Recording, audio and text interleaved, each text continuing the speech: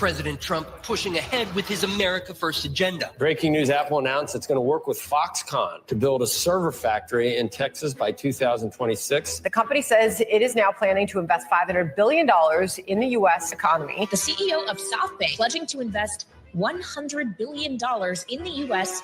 over the next 4 years. This is President Trump delivering on the promise he made to the American people on the campaign trail. The idea is come to America, build greatness in America, build for American customers. Project Stargate. It's a joint venture between SoftBank, Oracle, and OpenAI, and they're going to create a data center that will eventually be expanded to other states. Shows people are listening to Mr. Trump's pitch to bring new industry to America. This is the latest pledge from a foreign business leader promising to spend big in the U.S. as a result of Trump's election victory. Founder of the property development company DeMac Properties is pledging the money. President Trump announcing $100 billion investment from Taiwan Semiconductor, bringing the company's total American investments to $165 billion. The most powerful AI chips in the world will be made right here in America. Things happen so quickly in the Trump world, right? It's 100 days. Right. It feels like it's 100 months. This is leadership. This is taking control of the problem for military, for everything, for industrial, for our economy.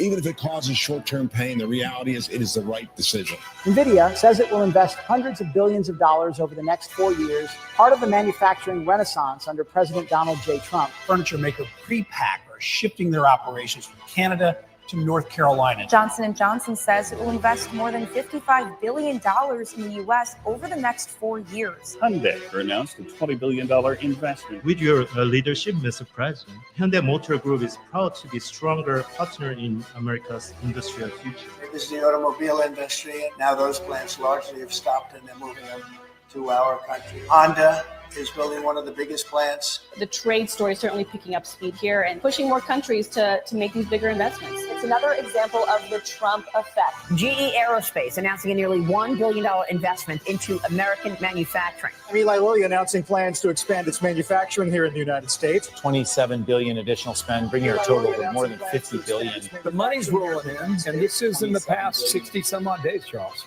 These are deep-pocketed folks who want to have a relationship, and it's just smart moves. We are CMA CGM, one of the leaders in shipping and logistics around the world. Today, we are investing $20 billion. Foreign leaders from around the world, investors from Silicon Valley to Wall Street to Main Street have confidence again in our economy, in our markets, and in President Trump. The Trump effect this morning, a string of massive wins for American manufacturing. The numbers speak for themselves. Wisconsin-based Clarios is putting up $6 billion to expand its American operation. And what's driving these decisions? Well, President Trump's aggressive Made in America policies and his commitment to bringing industry back to American soil.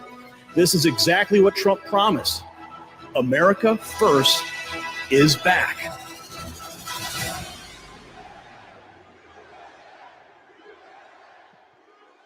Good evening, everybody. Welcome to the following program. I'm your host, Junior Maneke. Good Lawgic. Happy Liberation Day. Finally liberated. Is it really going to work? I'm going to tell you my honest opinion is, I don't know. It might. It could. It could work. I think that Trump has probably done a pretty good analysis of the situation. So you ask me my gut says 75% chance this works. It's starting to work well already. I would certainly pray for its success of Liberation Day. It's going to help our economy. At the end of the day, it's really nice that Trump is our president and that he's able to enact policies that seem to be guided toward actually bettering America rather than bettering the world at the expense of America. That's certainly an awesome change. I can't promise you that this is going to work out well. I really can't, but I think it will. My gut says this seems to be going better than initially anticipated by the doomsdayers. So I do think it's going to work out well. I'm not 100% sold. Things could go awry. But I have confidence in Trump. And I think that at the end of the day,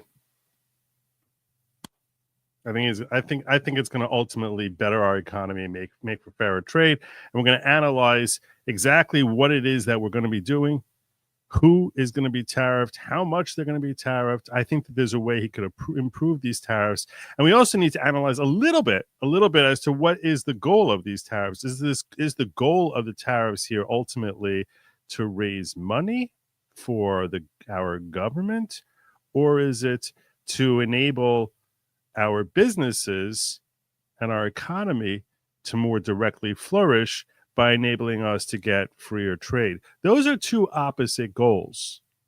Those are two opposite, not exactly opposite, but they're very, very different goals. Opposite is really an unfair word to use in that context, because if our businesses flourish, that ultimately helps our tax revenues. So I don't think opposite is a fair goal, but the way you would go about handling tariffs would vary very dramatically depending on which of those goals is your primary agenda. In other words, this is what I want to clarify for you here.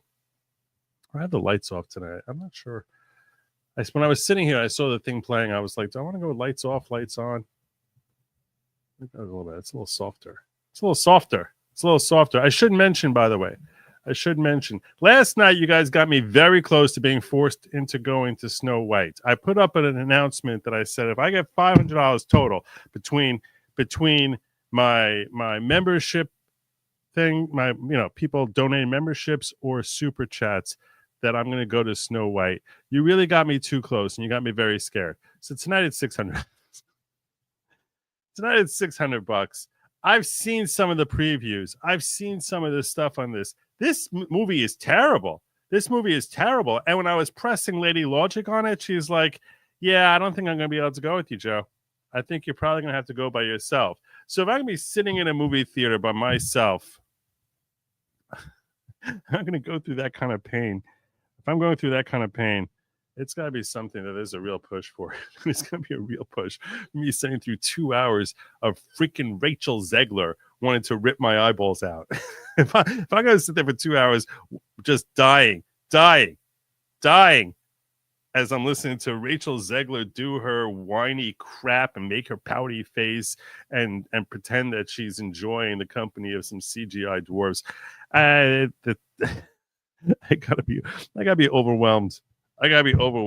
So tonight we're saying, look, we hit that 600 goal. I'll go.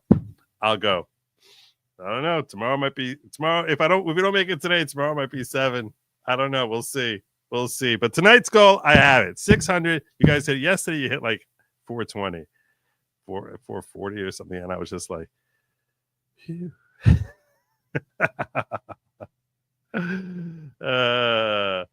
Yeah. Anyhow,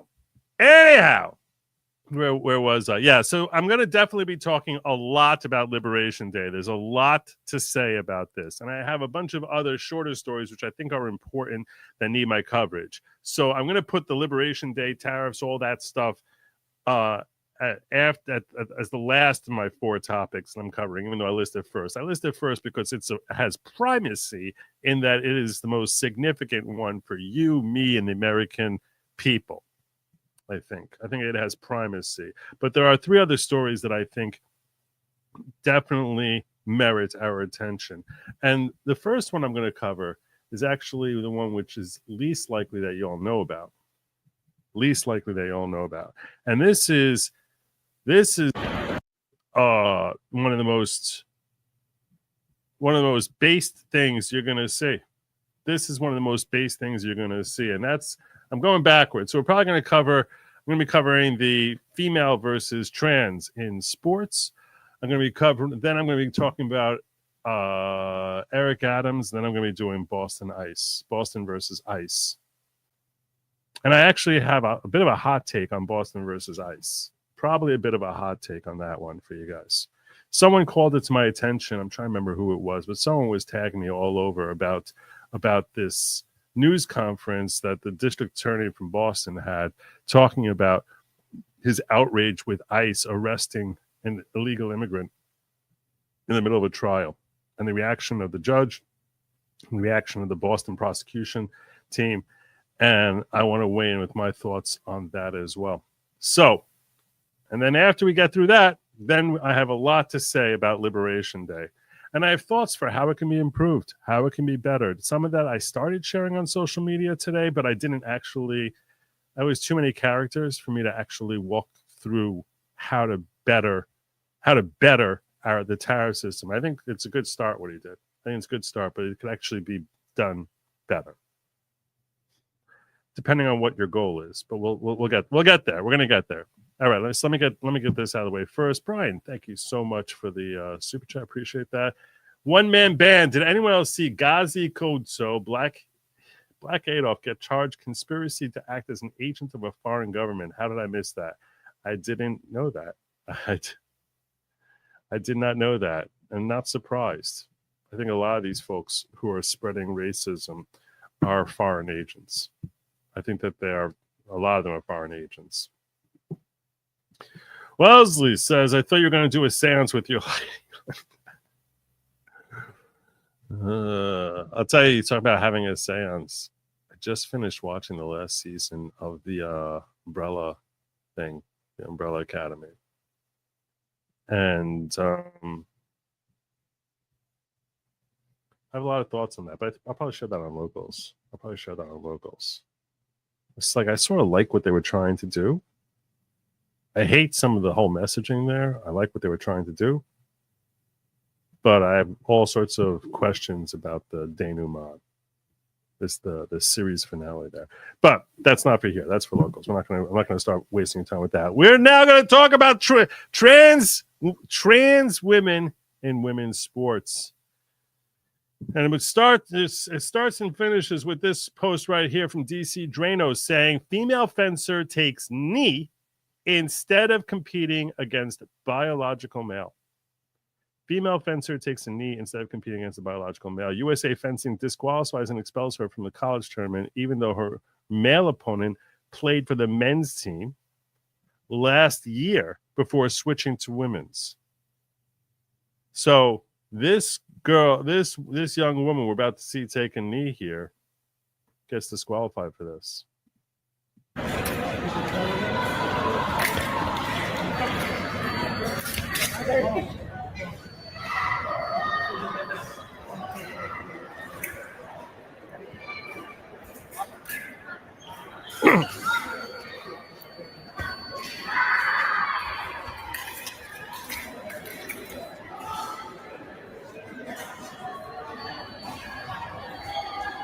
Look at that. Look at that. Look at that.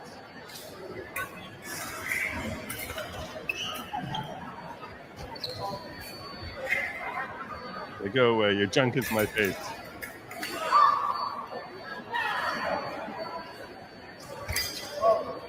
Yeah, you see, I'm not competing against you because you're a man. Wait. Yeah, we are. We do. I'm not competing against you. See, I'm not fighting it. Go back to your men's sports. Go back to your men's. Yeah, there you go. And she ends up forfeiting here. She just takes the knee. Looks like she's being polite. And she's like, I ain't doing this. The screeching noise in the background is bothering me also. Don't worry. It's I hear it. There you go. There you go. Go compete against men. Why can't you compete against men? Why not?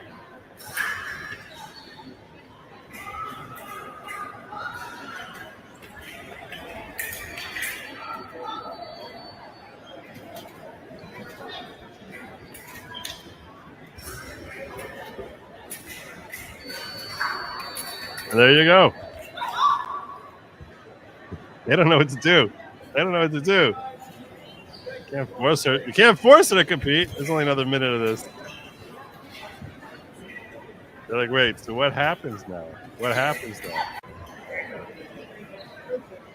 So we're coming over and telling you that we don't like your politics and you're forfeited. All right. Well, go to hell. You're a cuck. Your boyfriend's cheating on you.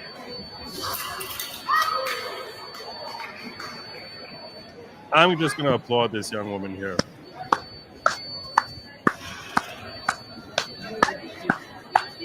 This is how you do it. This is how you do it. This is how you eliminate trans women in women's sports. We need more brave young women who basically stand up and say, disqualify us. We don't care. We're not doing this. We're not doing it. Take the knee and say, we're not doing it. The results are that USA Fencing disqualified and expelled her from the college tournament, even though her male opponent played. So she's been disqualified and expelled. Then go to hell.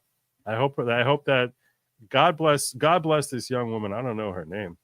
I'm not sure if it's Turner, but it doesn't matter. It doesn't matter as far as men's strength making a difference in fencing. It is, and I agree. It is more art than a power sport. It's not the point. It's not the point. Then why have different genders? Why not just have fencing? If it doesn't matter at all, why would you have men's fencing versus women's fencing? It has to be something. So any area that's cut out and carved out specifically from women's sports, there's got to be a reason for it. So, men and women compete against each other in chess. No problem there. So what's the issue? Why would you need to have women's fencing? It's the stupidest thing in the world. And why not just send this trans woman to compete against the men? Why not? None of it makes any sense at all. None of it at all. So yeah, this is a wrong take. Look at this. 98 98 comments, 2 likes. That's funny. So stupid. So stupid. This is the way. Young women of America, rise up and say no. Take the knee. Don't worry. It's a much braver stance. It's a much bigger accomplishment.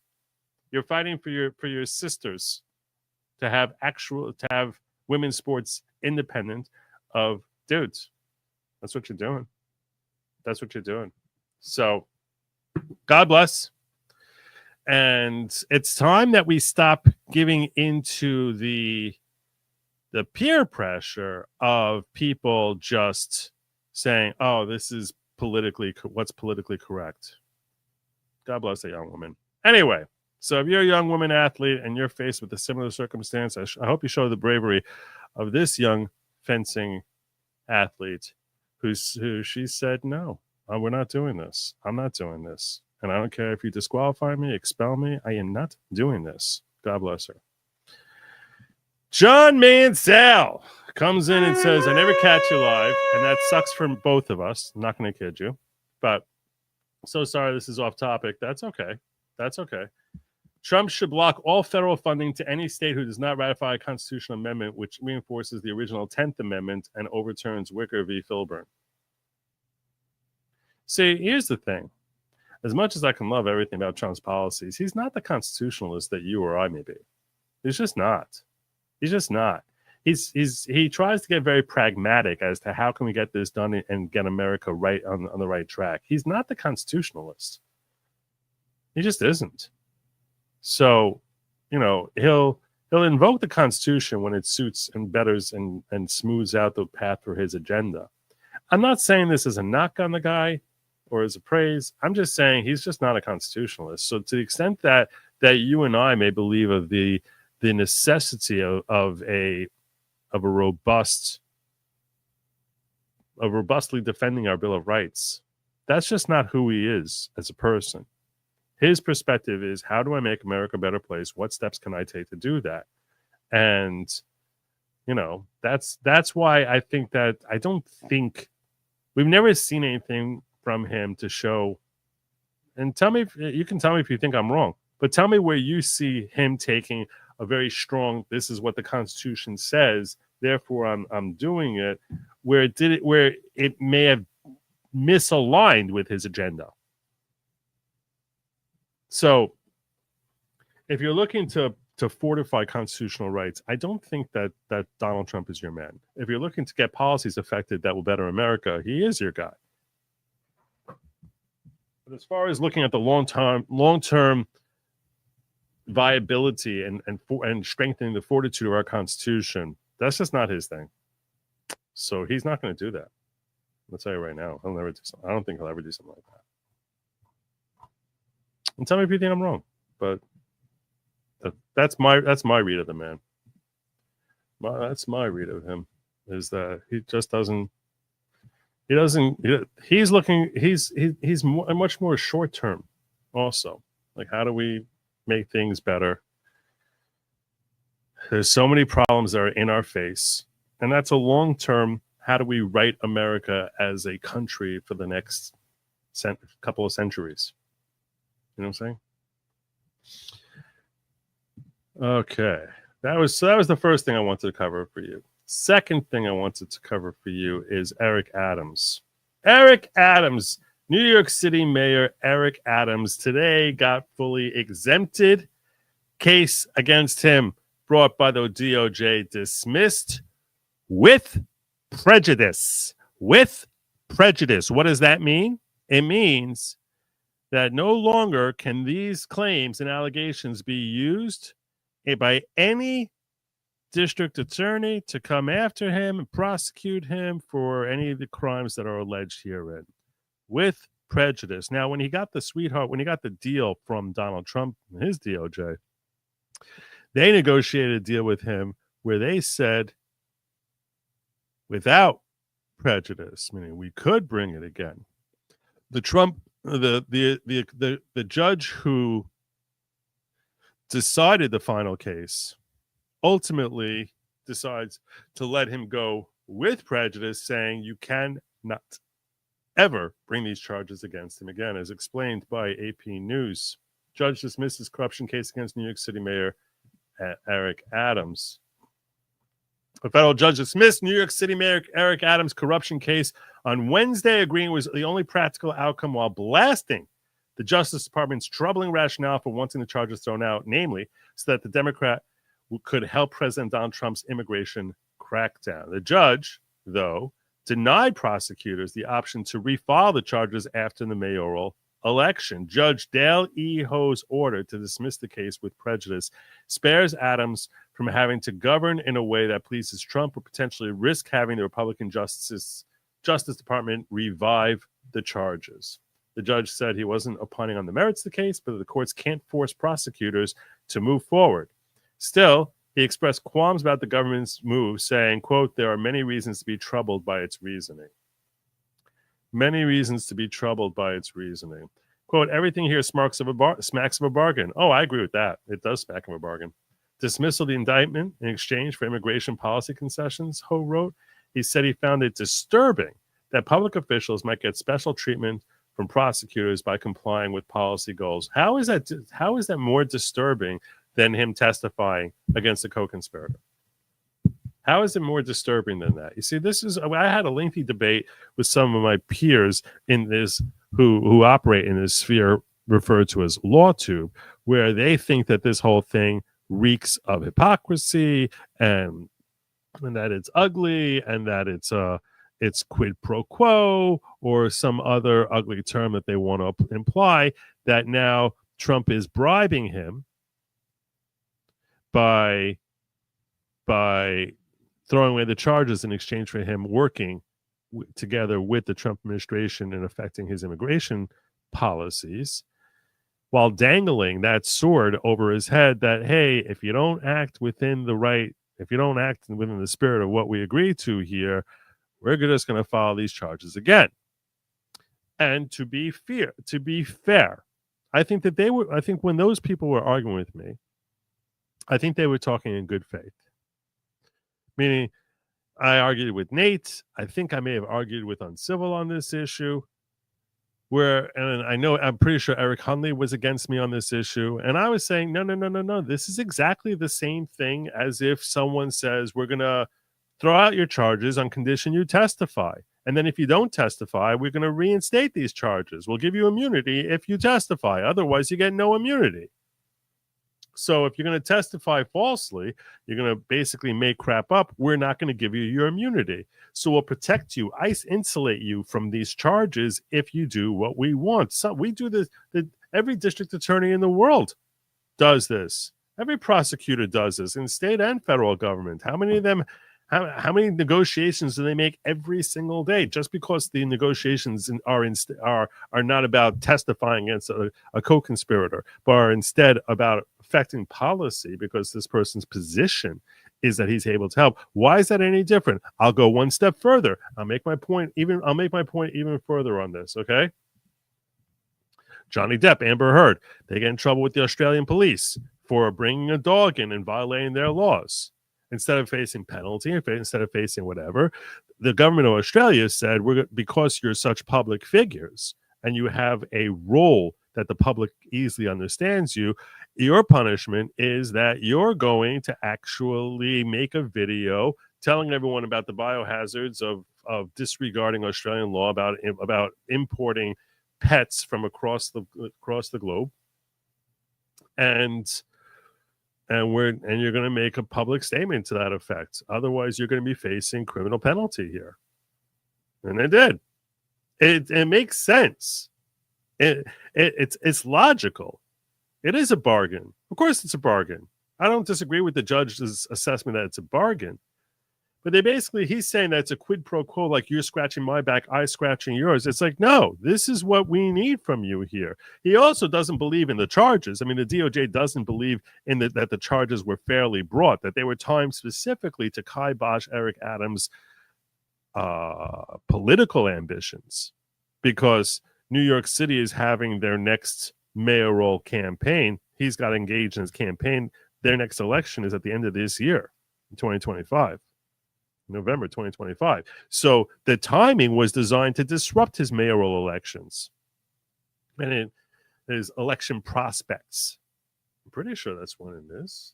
Just want to be 100% sure, so I'm not giving anyone misinformation here. When is New York City's next mayor election? Pretty sure it is. Oh, yeah, 2025, November 4th, 2025. That's what I thought. So they were trying to basically destroy the Biden DOJ was trying to destroy Eric Adams' political career. And they said, we're not going to let it destroy your political career. We're going to free you from that. But that doesn't mean he's innocent of the charges. It just means we're freeing you from that because we understand how the Biden's DOJ was notorious for trying to wreck the political ambitions of anyone they disliked. So we're going to free you of that. And we are expecting that you're going to help us out here. And I don't think there's anything wrong with that. I don't think there's anything shady about that. I think everyone understood what was happening here. But while I'm telling you that that's my personal opinion as far as it's a moral position that I'm taking on this, not a legal position. It's not like I'm saying the law allows it. I don't think anyone disagrees that the law allows for him to do what he did. It's really more of a moral question. Is it immoral to basically say that we're going to put this on hold and enable you to pursue your political ambitions in exchange for you working with us? I don't think it is. I don't think it's remotely immoral, especially because it's not like they're asking to do something to benefit Donald individually. It's that they're looking to actually get the policies that Donald Trump ran on effectuated in New York. So it's like that's what the people want. They want Eric Adams. The people that voted, they want Eric Adams to work with Donald Trump on immigration. That's very clearly part of the linchpin of Trump policies. So that's why I think that people try to make it like, oh, we're gonna throw some shade at Donald Trump and his DOJ for offering this bargain to Eric Adams. And I'm like, I don't understand. He's using the carrot and the stick precisely as everyone understands it is best used. So I don't look at this as remotely immoral. In fact, I think it is highly moral. Highly moral. How many celebrities? How many people have been able to use their position to basically say, okay, look, the public interest is best served if we have you doing X, Y, Z instead of you rotting in a prison cell? Is that an unfair administration of justice? I don't know.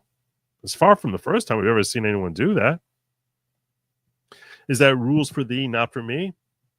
I can hear that argument. I can definitely hear that argument. I disagree with that. I think it's morally empty, but I can definitely understand how people would come to that conclusion. So that's why when you have Judge Ho here blasting Trump's DOJ and saying, I'm cutting him free completely, dismissing this with prejudice, so he can never be brought on these charges again. A cynic might say he's trying to, a cynic and blindly devout Trump supporter may say, oh, you know why he's doing that? He's doing that so now Eric Adams will not work with the Trump administration because he has no incentive to work with the Trump administration. And that this is another anti-Trump judge who's now trying to basically screw over Trump and his administration from being able to effectuate the policies. That's what a cynic would say. And that may be true. We cannot rule that out. We don't know enough about Judge Daniel Ho to really weigh in and say, oh, just because he's a New York judge, that's what's happening here. When he says that he finds it disturbing that public officials might get special treatment for prosecution by complying with policy goals. It really could be that he has the same good faith opinion as Nate and Kurt and Eric Hundley. Eric Hundley, who's arguing with me about this issue, and I think he was arguing in good faith that he thought it just felt gross. It just felt gross. And to be fair to Judge Ho, who's a New York State judge, I think that we should give him the benefit of the doubt that maybe he's no different than in his thinking on this than Eric Hundley and Nate and all his others who are not blindly TDS suffering crazy people who just are trying to stand and do whatever they can to stand in the way of Trump effectuating his policy, but actually talking in good faith that, hey, this feels like it stinks to high heaven. And the best way to cure it of stinking is by having the charges dismissed completely with prejudice. So this way, Eric Adams is not dangling and left saying, do whatever Papa Trump asks, otherwise you're going to be thrown in prison, which is how it can come across. You can't deny that's how it comes across. So whether Judge Ho is acting in good faith as far as what feels like justice to him or not, or in bad faith, he did reject the alternative the Justice Department had sought, dismissing the case without prejudice, which would have left room for the charges to be refiled. And what he said was dismissing the case without prejudice create the unavoidable perception that the mayor's freedom depends on his ability to carry out the immigration enforcement policy priorities of the administration, and that he might be more beholden to the demands of the federal government than the wishes of his own constituents. Okay, could be. That's an argument that can be made in good faith or bad faith. Obviously, Adams lauding the judge's decision because to Eric Adams, he's like, woohoo! Not only did he finally get approved, but now he got an even better deal than what he bargained for. He bargained to get the case suspended and the charges dropped without prejudice, which means he could have been back on the hook. Now he's never on the hook for these charges. So he's throwing a massive party. And he's saying, as I said all along, this case never should have been brought and I did nothing wrong. There's really no evidence of that. There's no evidence of that. I've always been solely beholden to the people of the city. No special interests, no political opponents, but just everyday New Yorkers, just you. And Eric Adams said, I'm going to win re-election. He closed by holding a copy of encouraging people to read FBI Director Kash Patel's 2023 book, Government Gangsters, which alleged a sinister cabal at the heart of government. And I'll tell you this much. You'd like to hope and think, if you're a Trump supporter, that even though he's not beholden to President Trump, that this is a good sign. He's holding the FBI director's book, Government Gangsters, that he feels like he was really screwed over here, and waving that book, or not just holding it, he's waving that book around about government gangsters.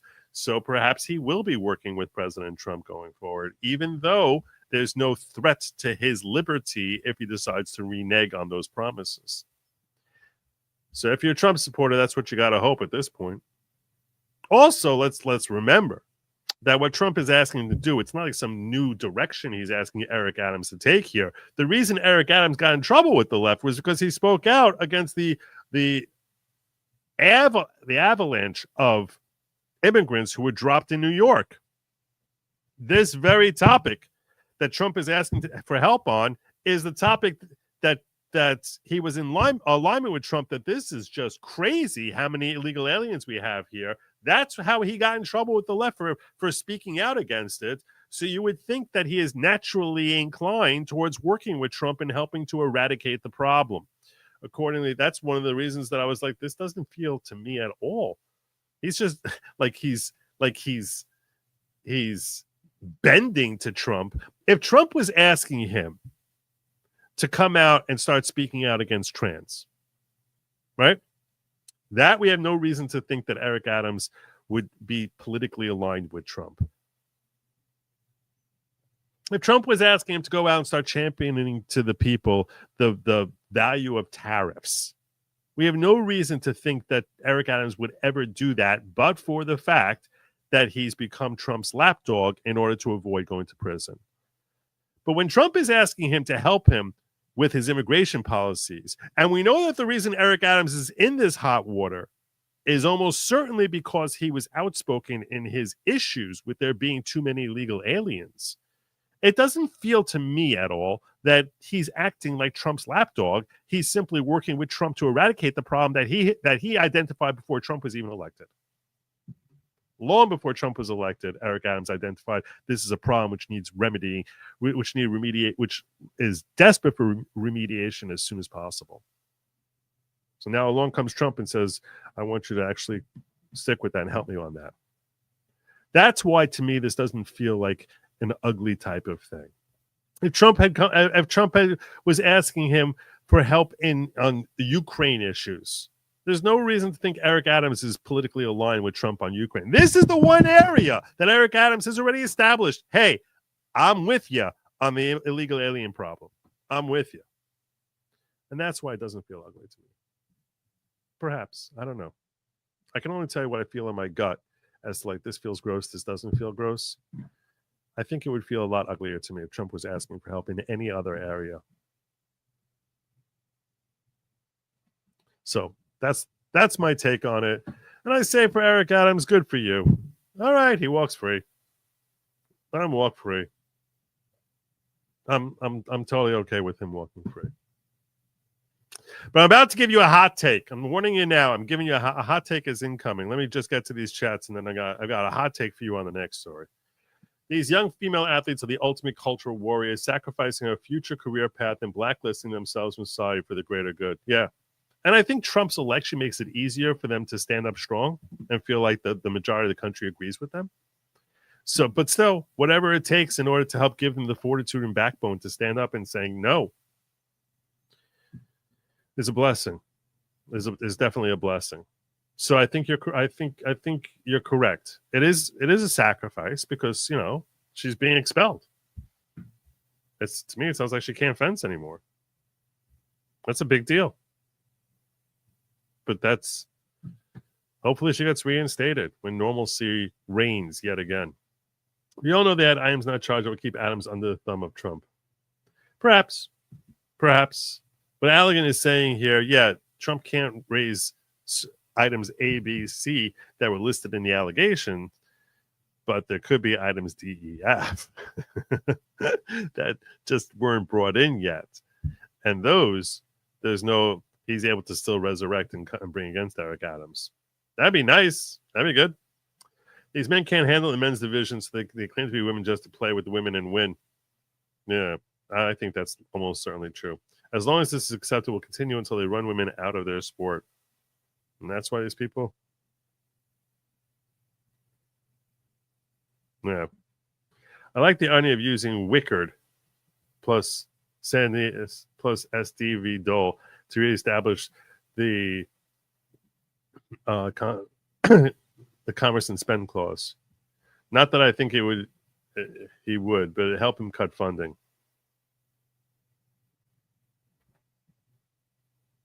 He's following up. John is following up here on what he wrote earlier, which is I'll never catch you live. And he said that Trump should block all federal funding to any state who doesn't ratify a constitutional amendment, which reinforces the original 10th Amendment, overturns Wicker v. Filburn.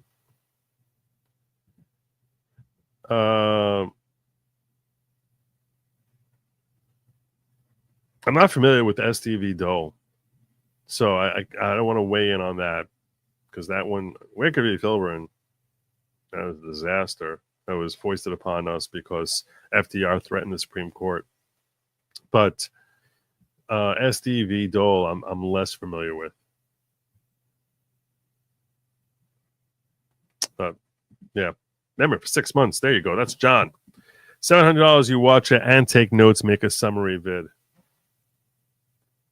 Done. I was envisioning actually that I would go on Locals and film myself on Locals watching Snow White.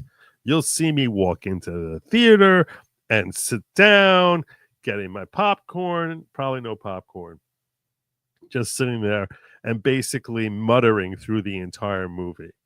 That's what you'll see if I'm forced to go to this movie. Just muttering. Things like, eat the freaking apple. Eat the apple. You'll see it. This is a really bad movie. This is starring a lot of really bad people, really featuring a really bad human being.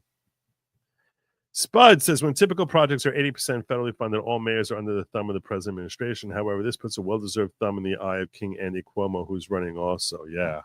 I hope he beats Cuomo. I do hope he beats Cuomo, who has decided to run. All right, so those are the first two stories. Third story I want to cover with you before we get the third and final story I want to cover with you before we get into Liberation Day and all the tariffs is ICE.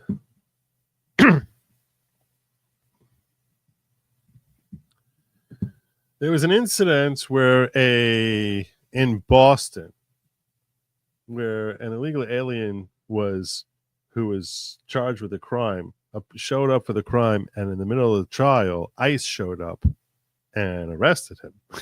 Said, "We're taking you home." This outraged the judge, who was furious and questioned whether the local prosecutors were working together with ICE in order to trick this guy into coming out and appearing for a trial just so that they can arrest him and remove him. So this outraged the judge, who actually ended up holding the ICE agents in contempt. All sorts of questions arose as to whether or not local police and local prosecutors were working together with ICE in order to ensnare this individual. Let's hear from them.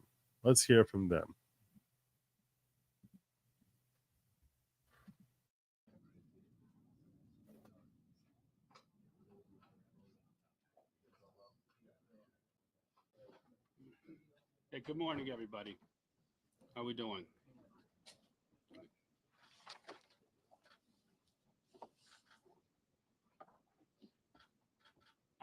We're ready to go?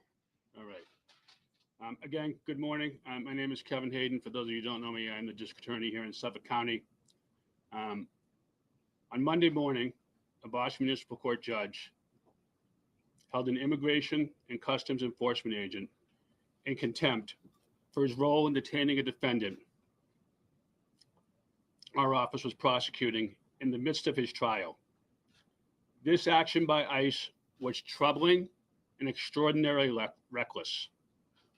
As the judge noted, ICE's actions deprived Mr. Martel LeBron of his right to a fair trial. Yeah, I don't think ICE cared much about whether he had a fair trial so long as they just removed him from the country. It also deprived our office of our intent to hold the defendant accountable for his alleged crime. The judge also ruled that our prosecutors were not aware of ICE's intent to remove the defendant during the trial, and that they did not participate in ICE's actions. When we became aware of what ICE had done, we did everything in our power to have Mr. Martel LeBron return to court to stand trial. Unfortunately, the attempt to obtain his return to court was Being who we are is defined by the choices we make. The choice to walk proudly. What the heck was that? Stand tall. We don't hide our identity. We wear it as a symbol of pride. In every city, in every country, on every flight. Awesome. There goes Joe getting his tabs to pop up.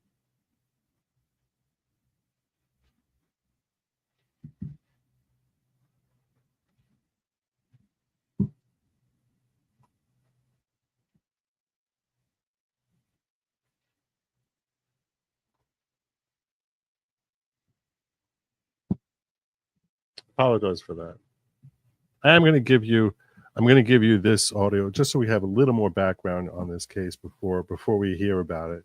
Before we hear from Kevin, the District Attorney Kevin, about this situation. I think it's probably best if I actually pull up for you this story, and I think that this is a good breakdown here. I hate Fox. That was Fox which interrupted me there. But let's just use them anyway, just because they're here. Battles in Boston over immigration and sanctuary city policies. A Boston judge now finding an ICE agent in contempt of court after agents took a man into custody in the middle of his criminal trial last week.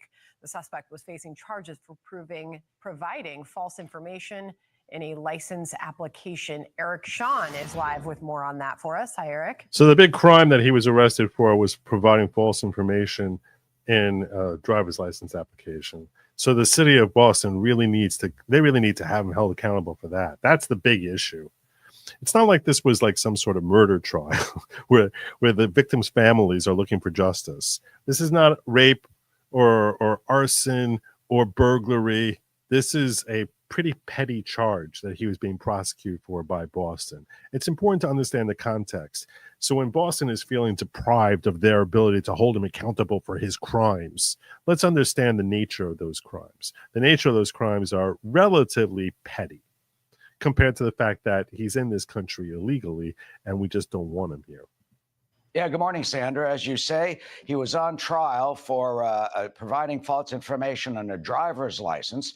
That's when ICE came during the trial and arrested him on the second day of the trial. Now, the ICE agent himself is in hot water. Where are you taking him? Where are you taking him? Where are you taking him? Take a look at this video. It is of William Martel LeBron. His attorney says LeBron is being taken away by ICE agents on the second day of his trial in Boston. Martel LeBron is from the Dominican Republic. He is charged with giving false information when he applied for a driver's license. The arrest prompted Boston Municipal Court Judge Mark Somerville to blast the agency, accusing ICE of violating Martel LeBron's rights. This is a disturbing case. This is a case of obstruction of justice. Obstruction of justice, that he wasn't held accountable for lying on his driver's license application. That's the justice that's disturbed. It's a case of violating the defendant's right. That I have more of an issue of. That I have much more of an issue of.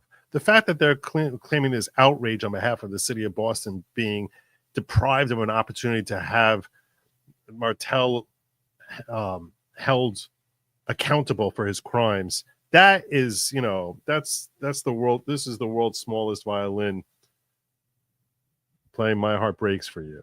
But yeah, this is so. But as far as him being deprived of his rights, that I think is a little bit of more of an issue that we should really take stock of. To be present at trial and confront witnesses against him. Couldn't be more serious.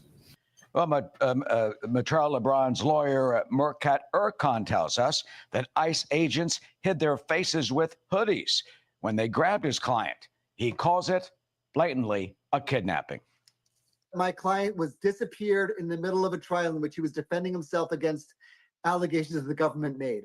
That's what occurred, and it is a sobering and highly concerning event for anybody that loves freedom and democracy in this country.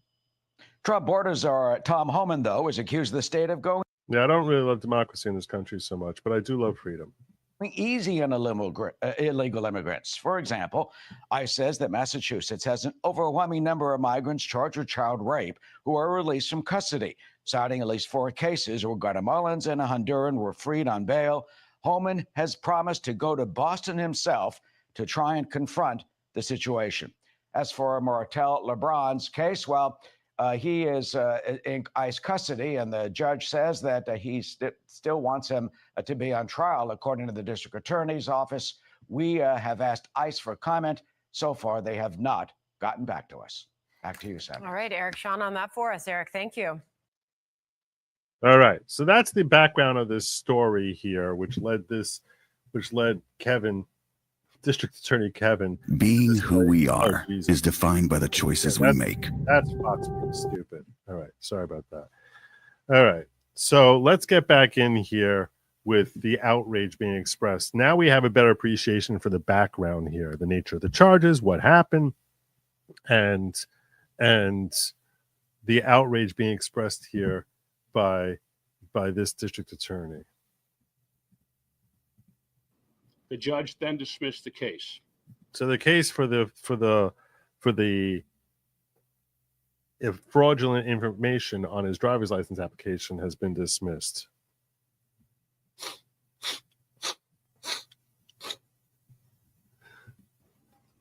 All of our actions in this case clearly demonstrated our intent to hold Mr. Martel LeBron accountable. And big deal. Big deal. Yeah, they're so proud of the fact, oh, look, we were going to hold him accountable. We were going to hold him accountable. None of our I can't even understand a 2-day trial over falsifying information on a driver's license. That sounds kind of crazy also. Maybe they started late in the day on day one. actions demonstrated any collusion with ICE to deprive him of his right to a trial. Any claim that we collaborated with ICE in their actions to remove the defendant from the trial are wholly unsupported by any credible evidence. We impaneled a jury.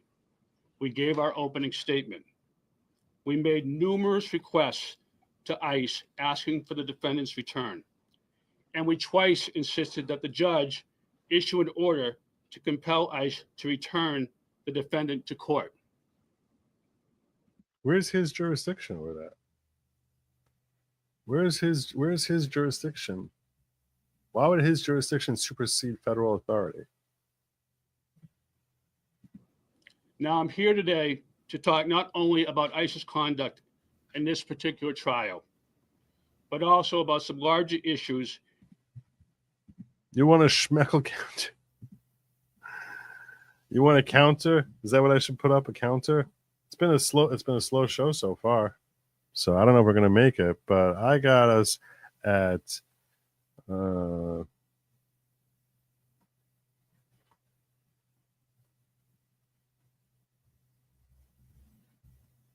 yeah, I have it still under $100.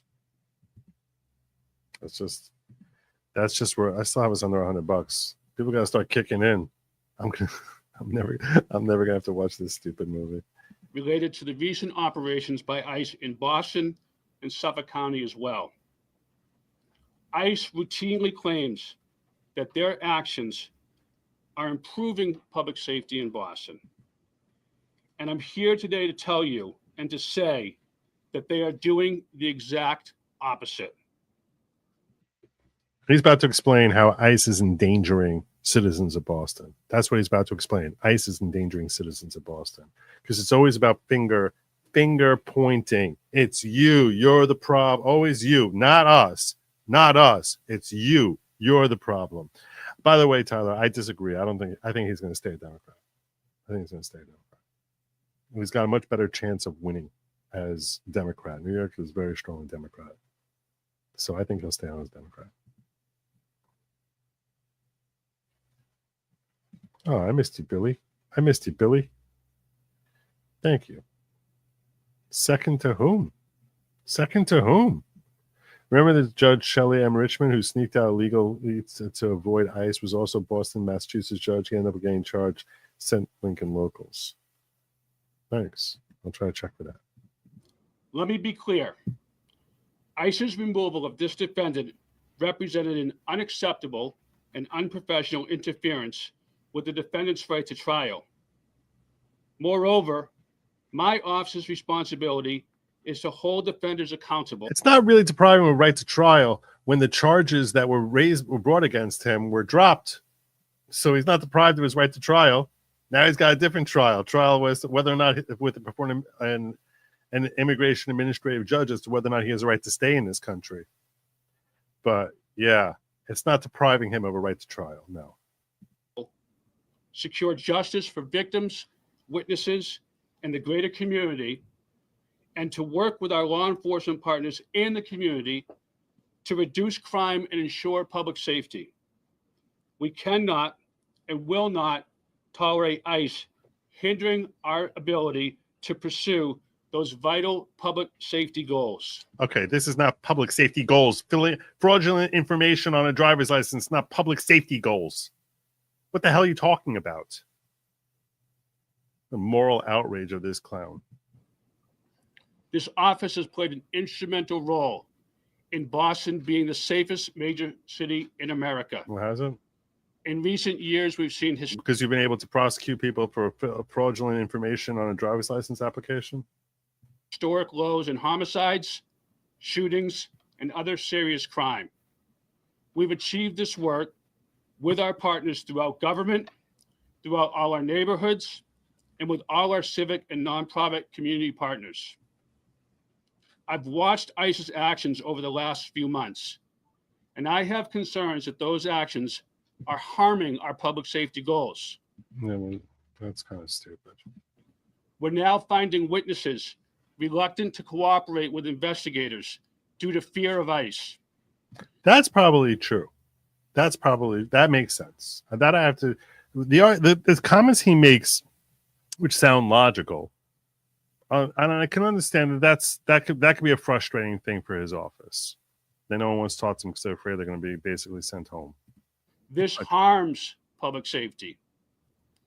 We are seeing victims refuse to provide information about crimes against them due to fear of ICE. So you're standing up now for the illegal aliens who are being bullied and are afraid of coming to the police because they're afraid they're going to be sent home. It's hard to really feel much sympathy. This harms public safety. We have seen a public safety of illegal aliens. The safety of illegal aliens. That's what he's talking about here. And they shouldn't be harmed illegally. I'm not advocating for that. But to say that we should stop getting rid of illegal aliens because that hinders us from protecting the safety of illegal aliens seems really kind of like you're reaching around your head to scratch your ear type of logic. chilling effect on some of the most vulnerable in our communities due to fear of ICE. This harms public safety. Our office has had a long and successful history working with our federal agencies and partners to prosecute offenders and ensure public safety. You know how a large part of this problem would go away if you actually were working with ICE to help get rid of these folks. That would be a way that this would go away. And we most certainly hope to continue. Okay, so this is one of the things I'm going to tell you right now.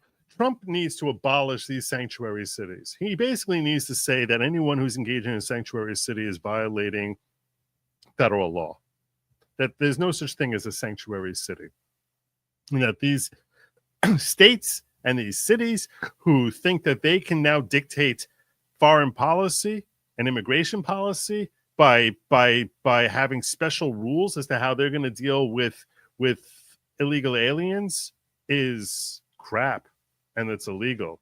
He needs to come out and say, I via an executive order, that that all policies related to sanctuary cities are hereby deemed to be in obstruction of federal policy and illegal.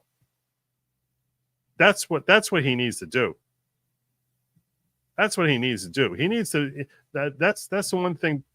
President Trump, if you're watching this, kindly issue an EO declaring all these sanctuary cities or any states that think that they have some sort of special privileges and protections that they have a right to afford illegal aliens is hereby deemed illegal violation and superseded by federal law. Because if not for these stupid sanctuary city policies, they'd be obligated to work with Pam Bondi. Pam Bondi has already said, if you stand in our way, that we're going to basically roll right through you. But I don't think I've seen an EO that officially declares these sanctuary cities to be standing in violation of federal law, and that there should be penalties for it. Now, frankly,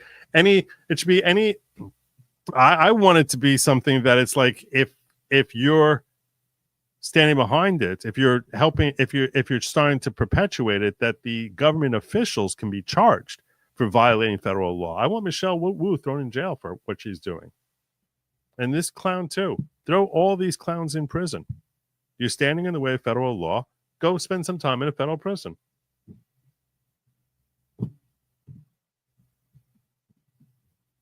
Those partnership, but ICE's recent actions are deeply troubling. We will not stand silent while ICE removes defendants in the middle of a trial. We will not stand silent when the fear of ICE stops victims and witnesses from coming forward. We will not stand silent while ICE operations jeopardize the public safety gains we and our partners have worked so long and so hard to achieve. Well, you can go bitch about it in a federal prison. Rape victims being afraid to report what happened to them cannot be tolerated. And should one of those victims be detained by ICE and removed from trial against their perpetrator, that would be a tragic day for justice indeed. A key witness in a homicide trial being afraid to report. Yeah, I want to extend a welcome to all those of you who are coming in here, courtesy of potential criminal Sean. Thank you, PC. He hates my call him PC Sean, so I'm not going to do it because he just did something nice. Potentially criminal. Thank you, potentially criminal Sean, for rating my stream. Much obliged to you, brother. Report what they saw cannot be tolerated, and should that key witness be detained by ICE and removed from a trial, attempting to convict an alleged murderer, again, that would be a tragic day for justice. Our city is the safest in the nation, due in large part to our ability to hold offenders accountable and with the help and cooperation from our community partners. And we simply cannot further allow ICE to jeopardize our dedication to ensuring public safety. Thank you. All right, Yanaga says hi. I guess I can give through Rumble. I didn't count this money here. And Breck Nichols coming in here with 20 from in Rumble, saying, Joe, I wouldn't wish Snow White on my worst enemy, but for you, my friend, I'll make an exception. Gah. All right. So I can't really listen to this clown much longer. I do have a little bit of a hot take on this, which is, while I think that Trump should definitely put out a public policy saying he's declaring effective immediately all sanctuary city policies to be illegal and an obstruction to federal policy. And I think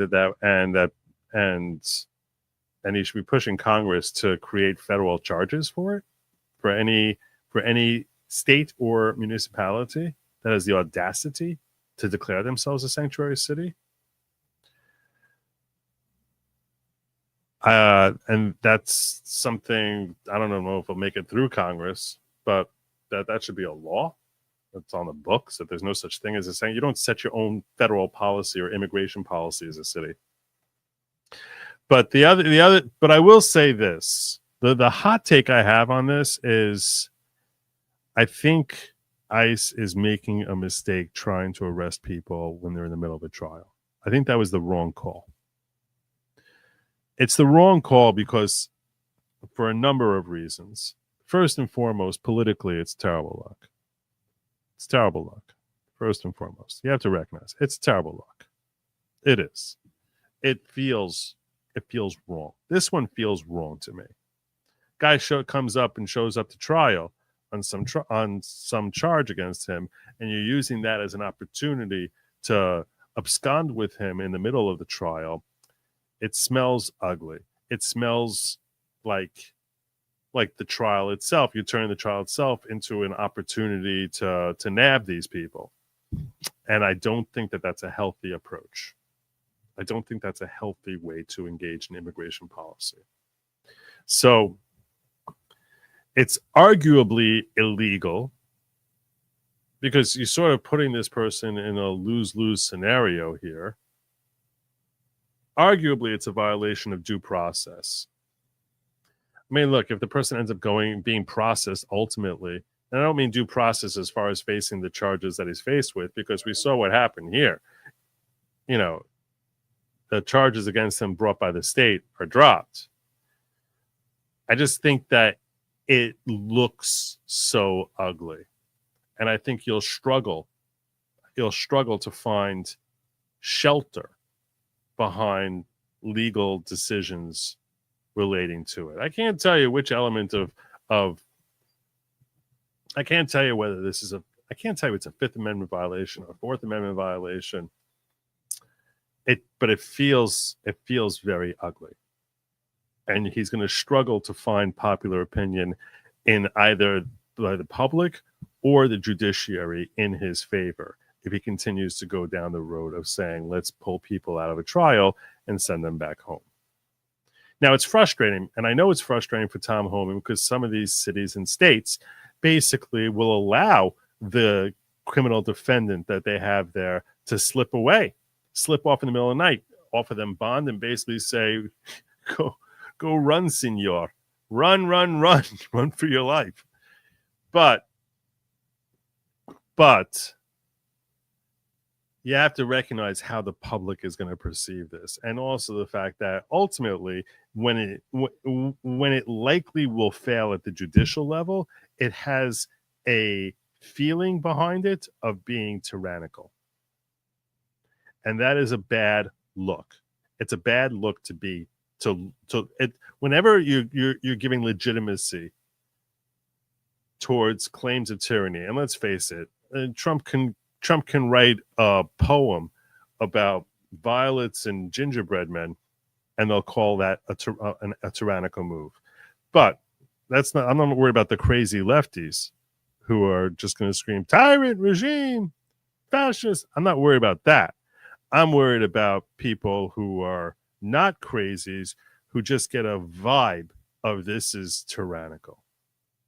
That you're taking someone who's now comes in and shows up for trial and saying, because you showed up for trial, we're going to send you back to Colombia, we're going to send you back to Dominican Republic or Haiti or wherever, and we're going to send you back home because you showed up for trial. It has a very, very bad feel to it. So I would advise that, as tempting as it may be, that, oh my God, this guy is staying right there. I don't care. You got to tail him on his way home. You want to do that? Okay. You want to tail him? That's fine. But not to pull him out of a trial. Not to basically, not to pull him out of the courtroom, because it just looks gross.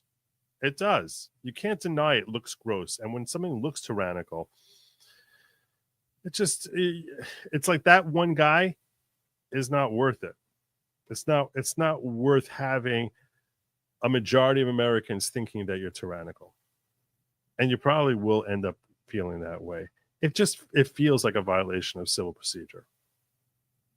So I don't like that the ICE agents did this. And I recommend strongly that they really give grave pause before ever taking such a step again. So that's my take on this. I know some of you probably disagree with me, but you sort of got to understand, just read the room. Read the room. And if you read the room, you understand that this is just a bad look. It's a bad look. And it starts to feel tyrannical.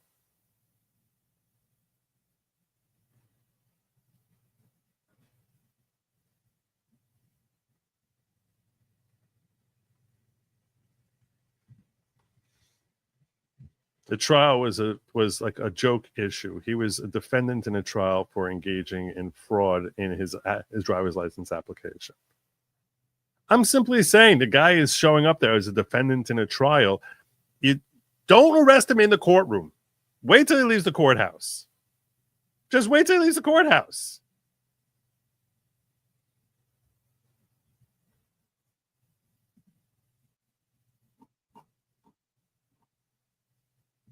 I knew. I'm out. Joe's crazy. All right. I'm telling you how it looks. You can disagree with me. I'm telling you how it looks. It looks wrong. I'm totally fine with the reason I said it was a hot take is because I knew that most of you would disagree with me on this. That's okay. I'm telling you why I don't like it. I think it looks bad. It just does. I don't like it. I think it looks bad. That doesn't mean you can agree with me, you can disagree with me. That's fine. And I said he should be abolishing these sanctuary cities and compelling these political leaders to basically follow federal policy and say, if you're ignoring federal policy, then we're going to throw you in prison. It's that simple.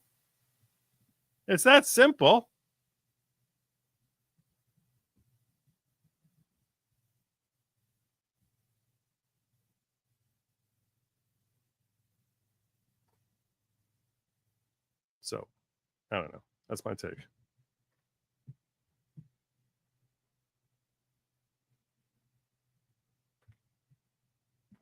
And I think it gives them ammo. Yeah, I think it does. I'm sure in Rumble they're getting even angry at me. I'm sure in Rumble. Rosellian says, Joe, random thing just to help along. Most belly dancers in the Middle East that you see are from there, but from Mexico. Also, Senate voted to end Canada tariffs. Yeah, I don't know where they have the ability to do that.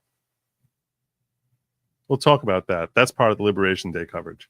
They learned from last judge in Massachusetts who helped the legal out back door when ICE was in the courtroom waiting to take after hearing. Video link in locals. Let me see what you got me here.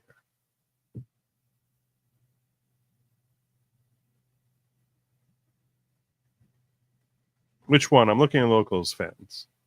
Allegan, I'm looking at in locals. Which one? You shared a whole bunch of them.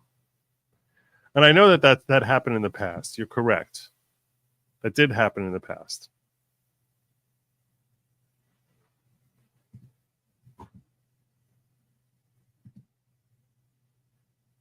I think you can't let anyone know you're there.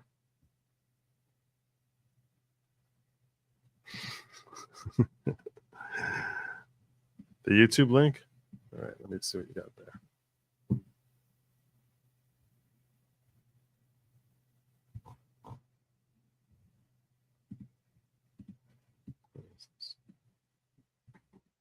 Thank you. This is what Allegan News is talking about here.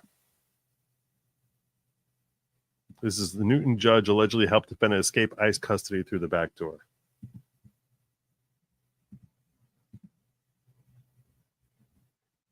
Charges. A judge in Newton facing federal charges. Prosecutors say she helped an illegal immigrant escape a courthouse before he was arrested by ICE.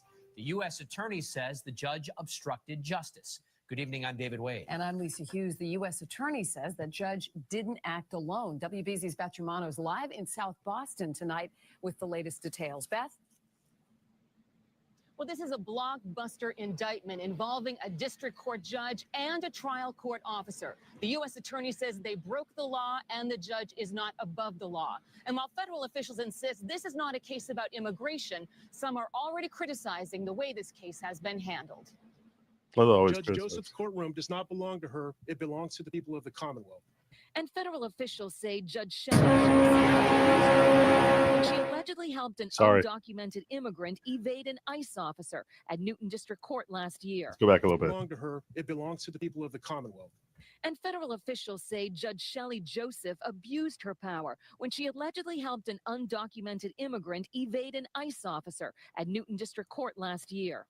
The idea of anyone interfering with federal law enforcement is troubling But if a judge did it, that is far, far worse. Should be Defendant disbarred. Jose Medina Perez, who the U.S. attorney says was twice deported and facing drug charges, was brought to court last April with an ICE officer waiting for him upon his release. According to the indictment, it was Judge Joseph who helped facilitate his escape, and trial court officer Wesley McGregor, also charged with obstruction and perjury, who helped him out a back door. The allegations in today's indictment involve the intentional interference with federal officers in the course of their duties. That is a crime. Right. Can you go off the record for a moment? The U.S. attorney says it was also a crime for Judge Joseph to allegedly stop the audio recording in the courtroom for 52 seconds, during which time federal officials say a ruse was concocted at a sidebar with Medina Perez's defense attorney to keep him away from the ICE agent. The indictment, he says, is about the law, not immigration. This case is not intended as a policy statement, at least not beyond making the point that the laws have to apply equally, even if you're a state court judge. Now, Judge Joseph has been suspended without pay, and the trial court officer is no longer working for the Commonwealth. But today, Attorney General Maura Healey blasted the indictment, calling it a radically and politically motivated attack on our state and the independence of our Your courts. state sucks. She believes this could have been better handled by the Commission on Judicial Conduct. You suck. Reporting live from outside federal court, I'm Beth Germano, WB. And this was 5 years ago. This was 5 years ago when this incident happened. And Allegan points out the judge was let go after she created the self-report to Judge Ethics Tribunal after Biden DOJ took over. So the Biden DOJ basically gave her a slap on the wrist. But I do think that going after these judges is a way to basically make sure that they don't do what Judge Joseph did on this case. And in this way, you can pick them up and say, hey, look, after they're done with their trial, turn them over to ICE. I think there's nothing wrong with that. There's nothing wrong with that. But to go into the courtroom itself and just grab the guy, I don't think that works. God bless you, Century Bro, trying to send me to Snow White. Dropping 100. As I said, tonight's goal is $600 total. That's between memberships, Rumble, YouTube, everything. $600. I go to Snow White this Sunday. I'll sit through it and I'll eat that torture. I'll eat that torture. We are over $200 right now, so we're more than a third away there.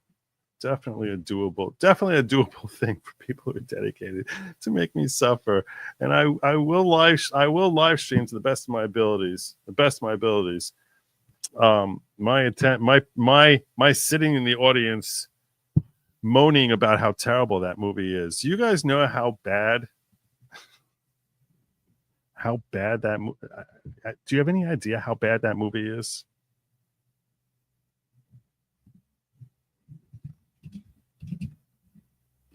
We should pause right now because I just finished up that story before we get into.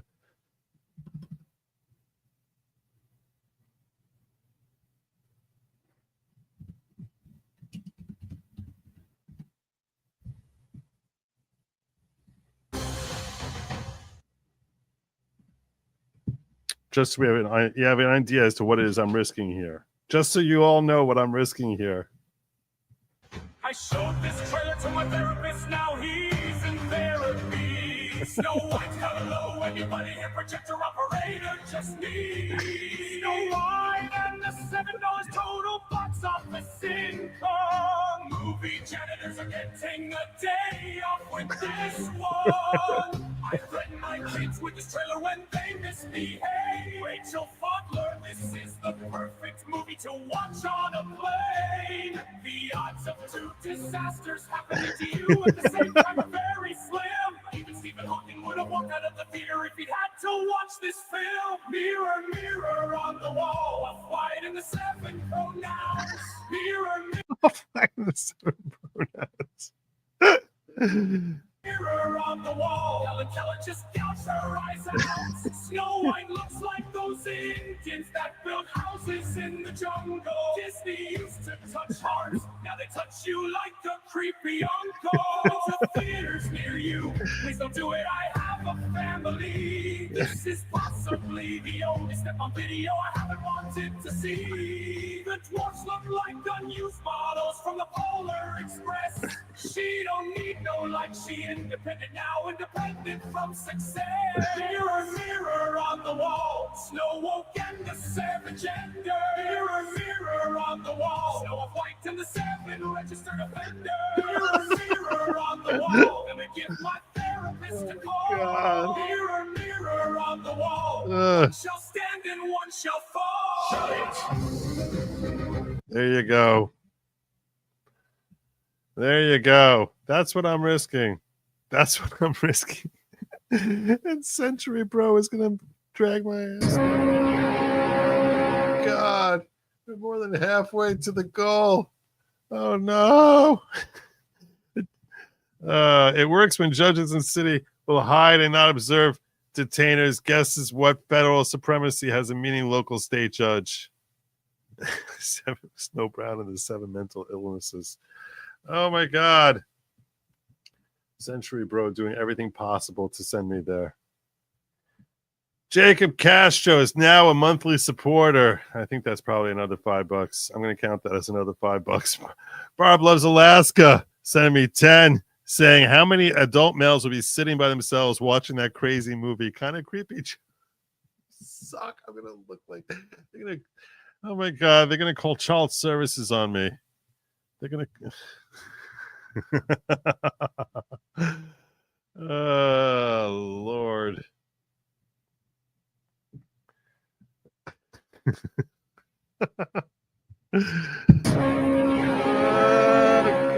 I'm at 400 now. All right, Century, get him there. I'm at 400 now with 40 minutes left.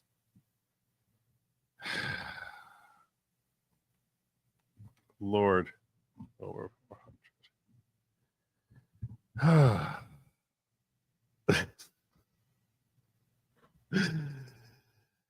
No, I'm not looking at that now. I gotta get to Liberation Day.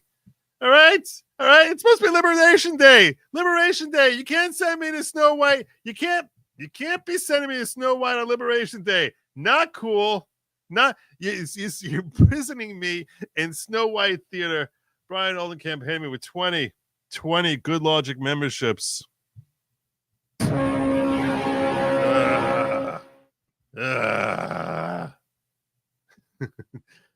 Good Lawgic memberships. Who'd you bring in here? Let's see who you brought in. It was going to be 700 tomorrow. I was like, I'm going to push it up. I was going to make it 700 tomorrow. Oh, my God. No.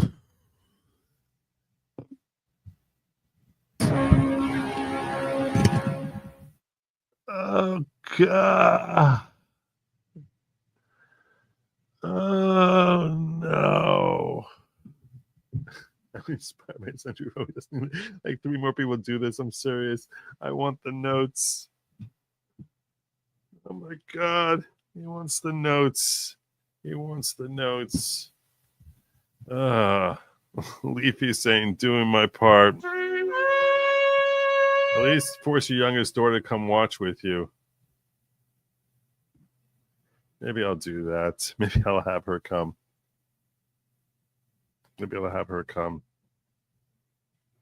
I'm afraid it's going to poison her mind. She's going to start thinking about being some stupid, like, hey, if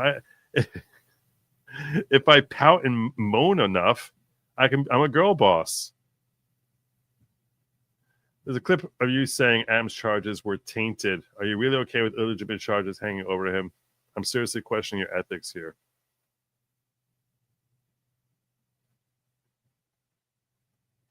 They were tainted in the sense that they were brought at the time that they were brought. That's what I was saying, Atheist Miracle. That's what I was saying. They were tainted in the sense that they were of when they were brought. They were tainted because they were brought by political motivation.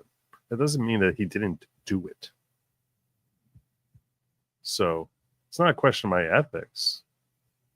And what I said at the end of the day was, I don't have a problem with the judge doing what he did. Yes, I do think it was they were tainted. That's why I think it's okay to let him go. That's why I thought it was okay to let him go. Frankly, my thought was let him go. And the same way you're basically, if he was asking to do anything other than what Eric Adams had already expressed, I would be very bothered by it. But he's basically saying, just do what you were complaining about. Help us do what you were complaining about. I don't understand how that's an ethical conundrum. Joe, they want to talk. Apparently they do. You couldn't pay me $1 million to see that movie. Well, they pay me $600 to see that movie.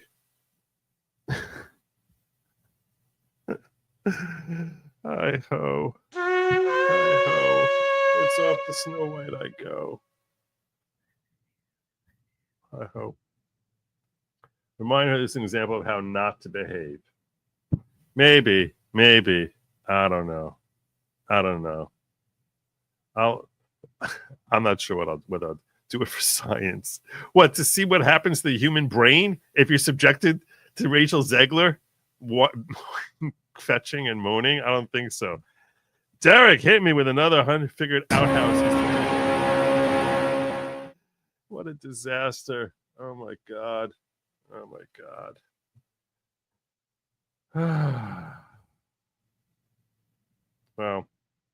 Well. Don't be a creepy old man watching by yourself. It is a concern. Did I say $1 million? I meant $1 billion. Come on, chat. Popcorn, candy, soda. Here you come. Extra butter. I'm on a diet. I've lost a lot of weight. I've lost a lot of weight since you saw me on Destiny. I've lost at least 20 pounds since then. So, yeah. And part of it is I'm not eating popcorn, candy, and soda. So, yeah. Yeah. All right, Snow White, here I come. God. Oh, you guys suck. But thank you, I guess. Thank you for supporting the cause, I guess. I'm debasing myself going to Snow White. So, enjoy it. Thank you, Cyril. Thank you so much. Now, my diet cheat day is on Shabbos. And I appreciate the compliment, by the way, Cyril. I do appreciate the compliment. Thank you. Thank you very much for the diet cheat day. All right, let's talk about Liberation Day. This is not something this is not a new thing for Trump.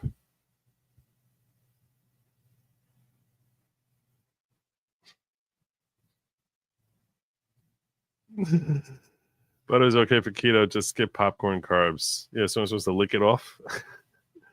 Joe, you do realize this was your idea and you set the goal. If you want to see the movie, you don't need the pretext. Just go see. Yes, that's what I really wanted.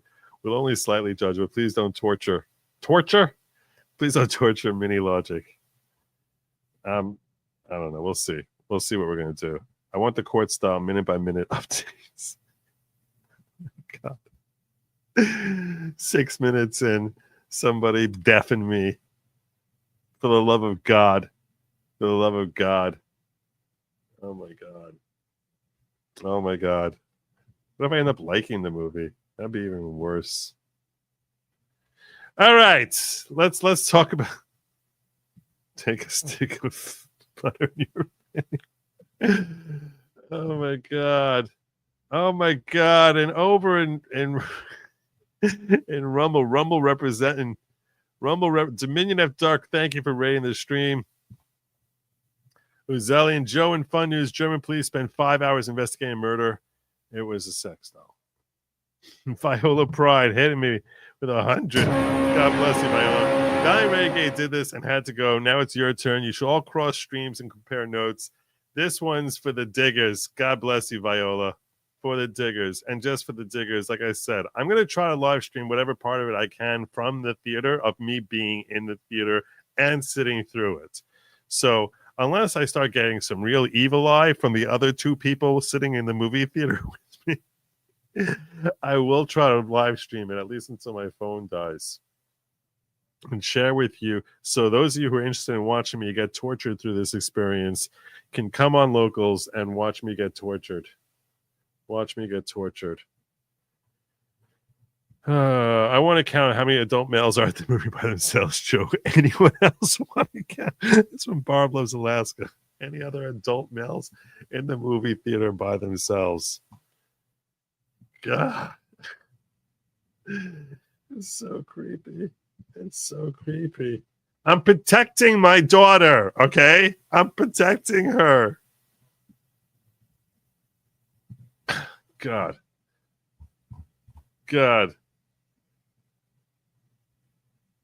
If they make me turn the phone off, then I'll turn the phone off. I'm not going to try and skip out of the movie by being thrown out of the theater.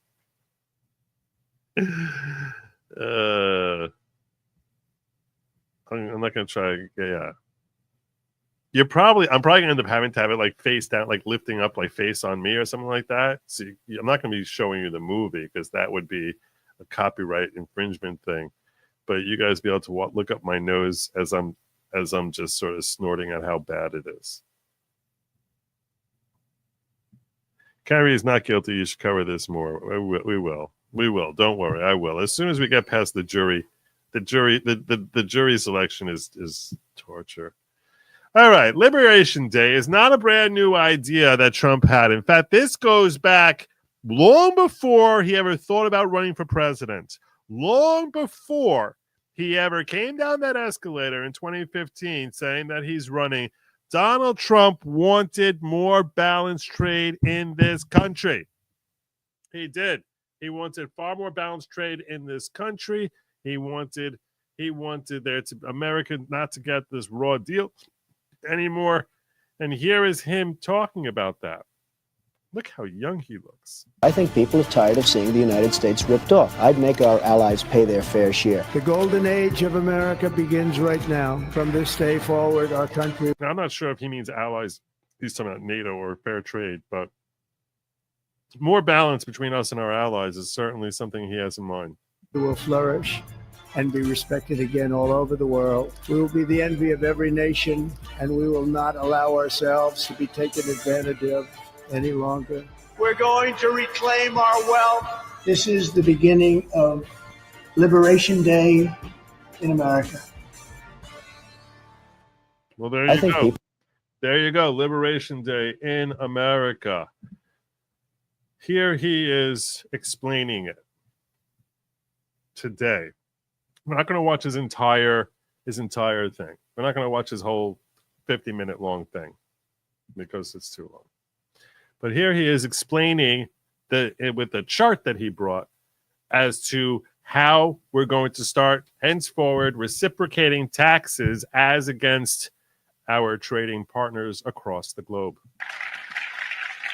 So if you look at that, China, first row, China, 67%. That's tariffs charged to the USA, including currency manipulation and trade barriers. So 67%, I think you can, for the most part, see it. Those with good eyes, with bad eyes. We didn't want to bring, it's very... Currency manipulation refers to the fact that when they pretend that the US dollar is worth less Chinese money. Don't judge me. Or when you transition over from dollars into francs, that they basically play around with the rates to make sure that your dollars don't buy as many francs as they can. So that's what he's talking about with respect to currency manipulation. So, yeah, that's what he's talking about. Very windy out here. We didn't want to bring out the big charts because it had no chance of standing. Fortunately, we came armed with a little smaller chart. So 67%. So we're going to be charging a discounted reciprocal tariff of 34%. I think, in other words, they charge us, we charge them less. As if $5 will get me a candy bar. As if $5 will get me a candy bar.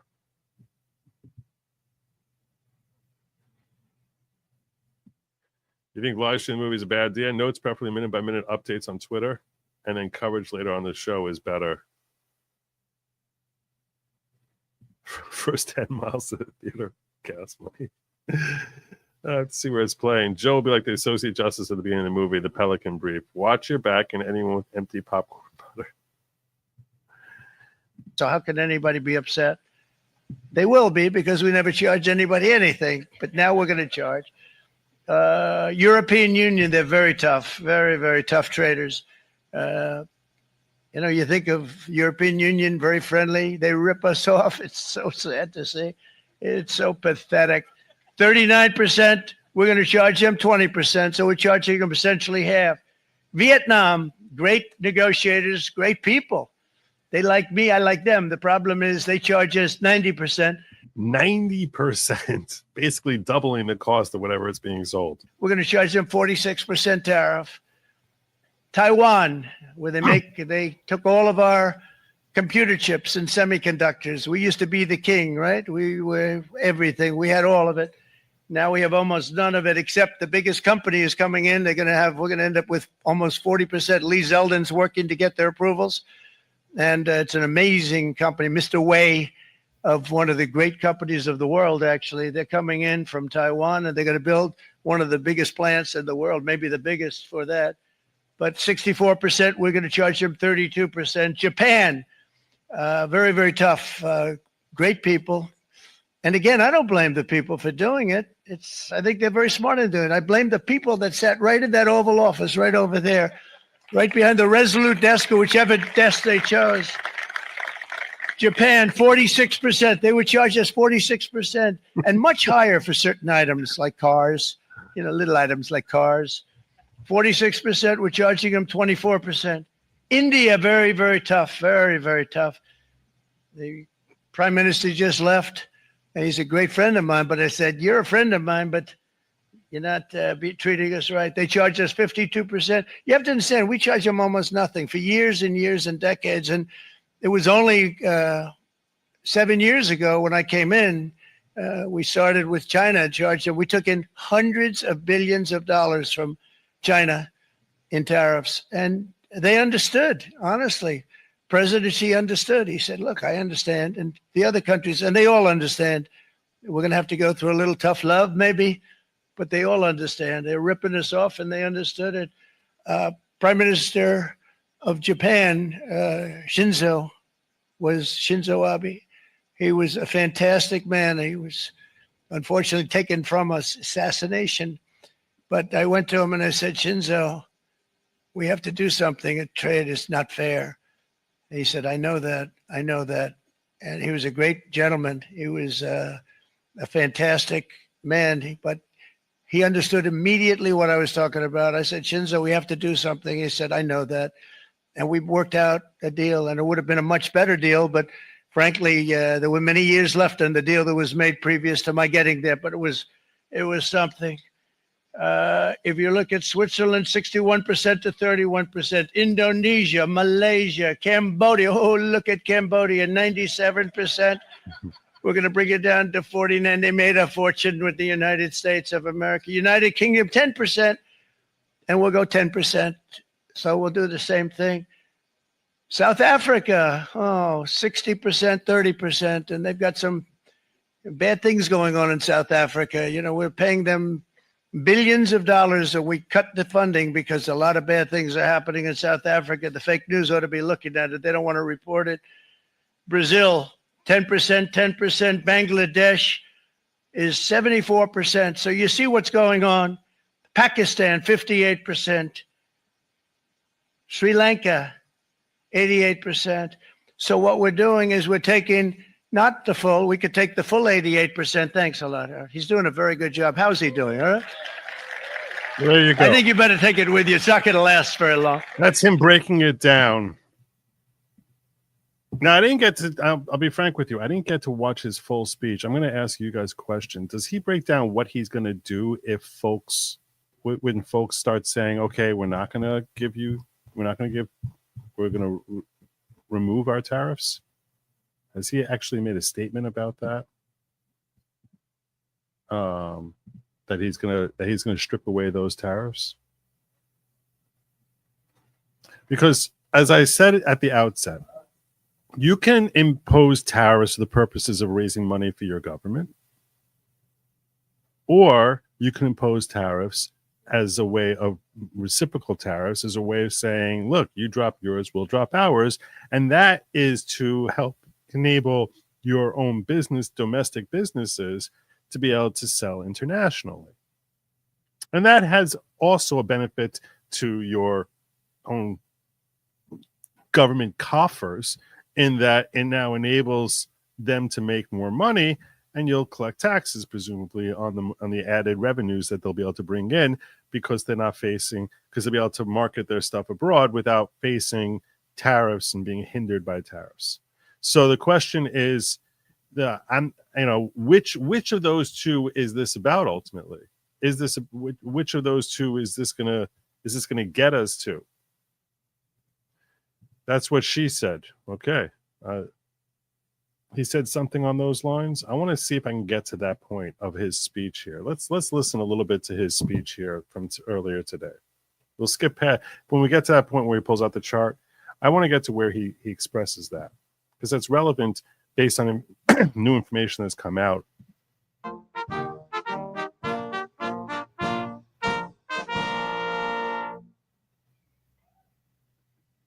And there's the man.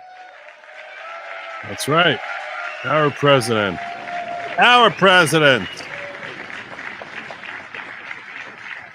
No, I'm not waiting until it's on Prime. I said I was going to go watch it. I'm going to go watch it. I'm not waiting until it's on Prime. I plan on watching it Sunday. Senate voted tonight to end emergency and end tariffs in Canada. Rand Paul, McConnell, McCreskey, and Collins joined Democrats. We're going to get there. We're going to get there. We're going to get there. We're going to get there. I'm going there. Don't worry, Jack. I'm covering that. Look at this. Look at this. Look at this. Look at this. I want you to know. I want you to know. Here I have Rand Paul, all ready to go. I got all ready to go. I'm working my way there. I hit my target, by the way. They sent me to Snow White. Oh, you heard. Very exciting. Very exciting. Can't wait to hear the review. Oh, God. That's her way of saying, I'm not coming with you. I'm not going to that. Yeah. She's like, for another $700, I'll go with you. For me, I'm cheap. I'm cheap. I'm 600. She's 700. Oh, God. All right, let's get in there. Thank you very much. Thank you. Nice crowd. What a good-looking group of people. Well, we have some very, very good news today, and a lot of good things are happening for our country. Please sit down. My fellow Americans, this is Liberation Day. Waiting for a long time. April 2nd, 2025 will forever be remembered as the day American industry was reborn, the day America's destiny was reclaimed, and the day that we began to make America wealthy again. Going to make it wealthy, good and wealthy. For decades, our country has been looted, pillaged, raped, and plundered by nations near and far, both friend and foe alike.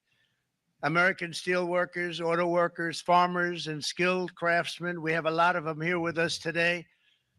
They really suffered gravely. They watched in anguish as foreign leaders have stolen our jobs, foreign cheaters have ransacked our factories, and foreign scavengers have torn apart our once beautiful American dream. We had an American dream that you don't hear so much about. You did 4 years ago, and you are now, but you don't too often, and for many years and decades even, you didn't hear too much about.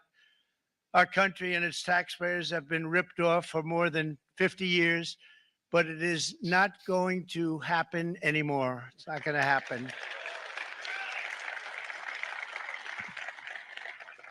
In a few moments, I will sign a historic executive order instituting reciprocal tariffs on countries throughout the world. Reciprocal, that means they do it to us and we do it to them.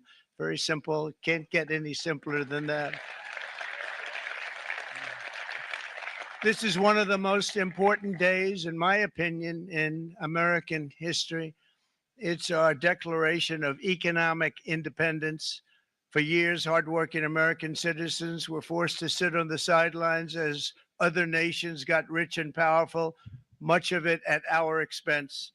But now it's our turn to prosper, and in so doing, use trillions and trillions of dollars to reduce our taxes and pay down our national debt, and it'll all happen very quickly.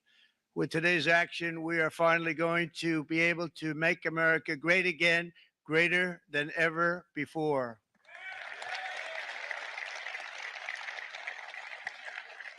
Jobs and factories will come roaring back into our country, and you see it happening already. We will supercharge our domestic industrial base. We will pry open foreign markets and break down foreign trade barriers. And ultimately, more production at home will mean stronger competition and lower prices for consumers. This will be indeed the golden age of America. It's coming back. We're going to come back very strongly. We're pleased to be joined on this momentous occasion by Vice President J.D. Vance. J.D., thank you. Thank you. Thank you very much. Where are you, J.D.? No, that wasn't too hard to find. I was looking, he likes to take a low-key attitude, so usually we sit right in front. He's gaining a lot of confidence, Mike, isn't it? And nearly my entire cabinet is here, as well as Speaker Mike Johnson, who's done an amazing job. And with the great success we had last night in Florida, we have a majority of 7.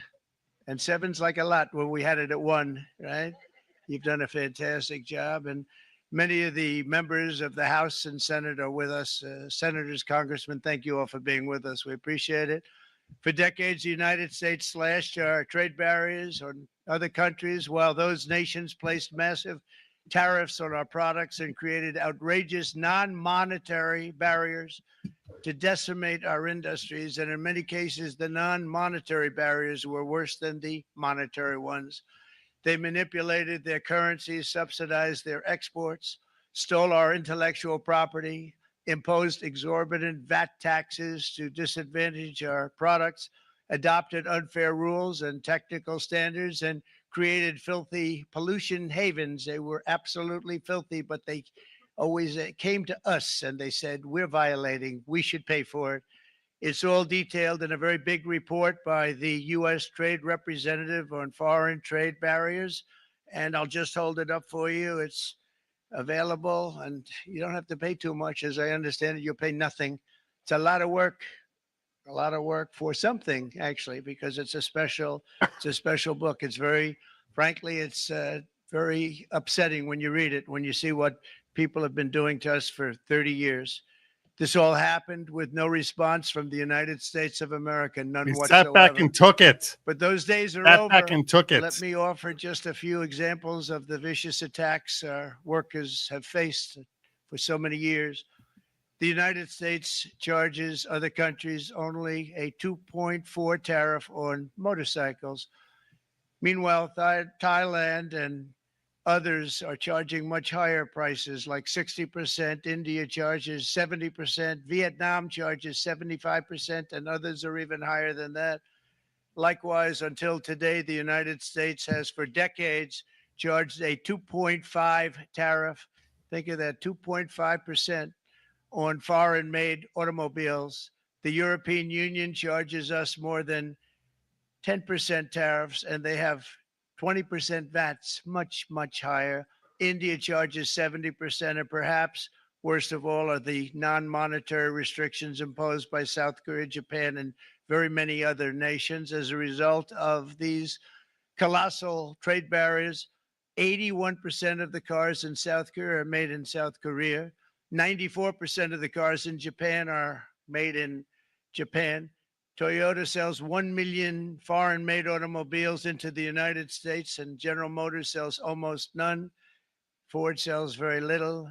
None of our companies are allowed to go into other countries. And I say that, friend and foe, And in many cases, the friend is worse than the foe in terms of trade. But such horrendous imbalances have devastated our industrial base and put our national security at risk. I don't blame these other countries at all for this calamity. I blame former presidents and past leaders who weren't doing their job. They let it happen, and they let it happen to an extent that nobody can even believe. That's why, effective at midnight, we will impose a 25% tariff on all foreign-made automobiles.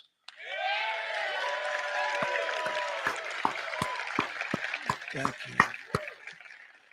Brian, I'd like to have you come up here for a second, okay?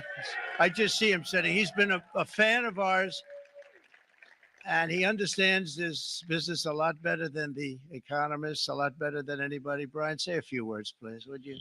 Thank you. It's a great honor to have you. Thanks. Thank you, Mr. President.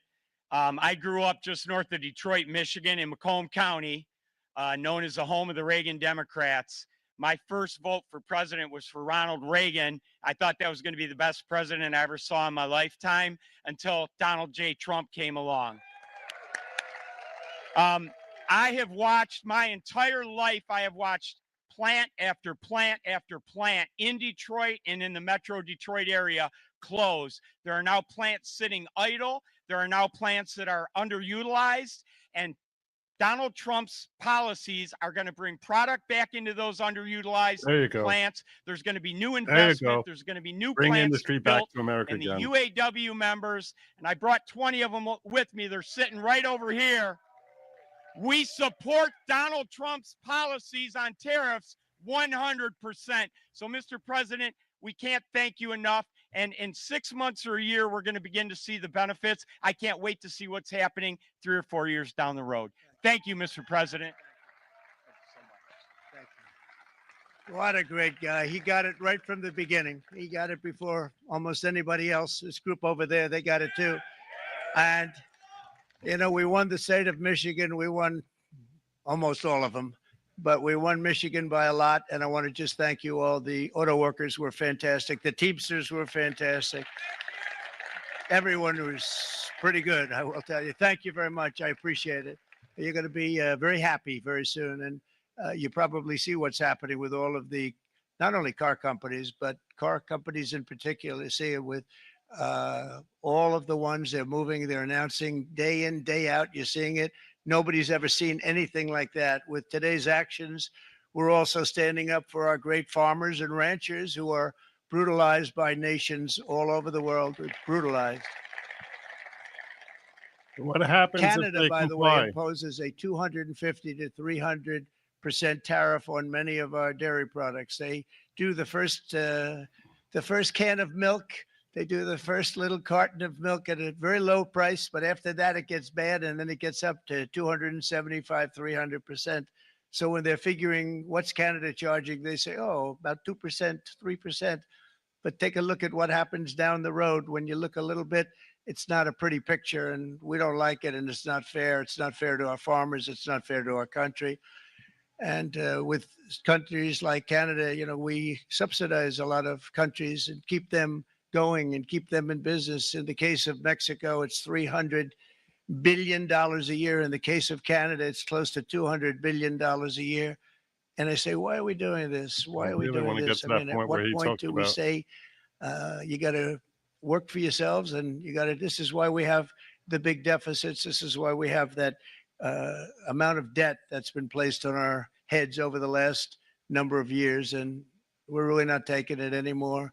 Through non-tariff barriers, the European Union bans imports of most American poultry. You understand? They say, we want to send you our cars. We want to send you everything, but we're not going to take anything that you have. Australia bans, and they're wonderful people and wonderful everything, but they ban American beef, yet we imported $3 billion of Australian beef from them just last year alone. They won't take any of our beef. They don't want it because they don't want it to affect their farmers. And you know what? I don't blame them, but we're doing the same thing right now, starting about midnight tonight, I would say.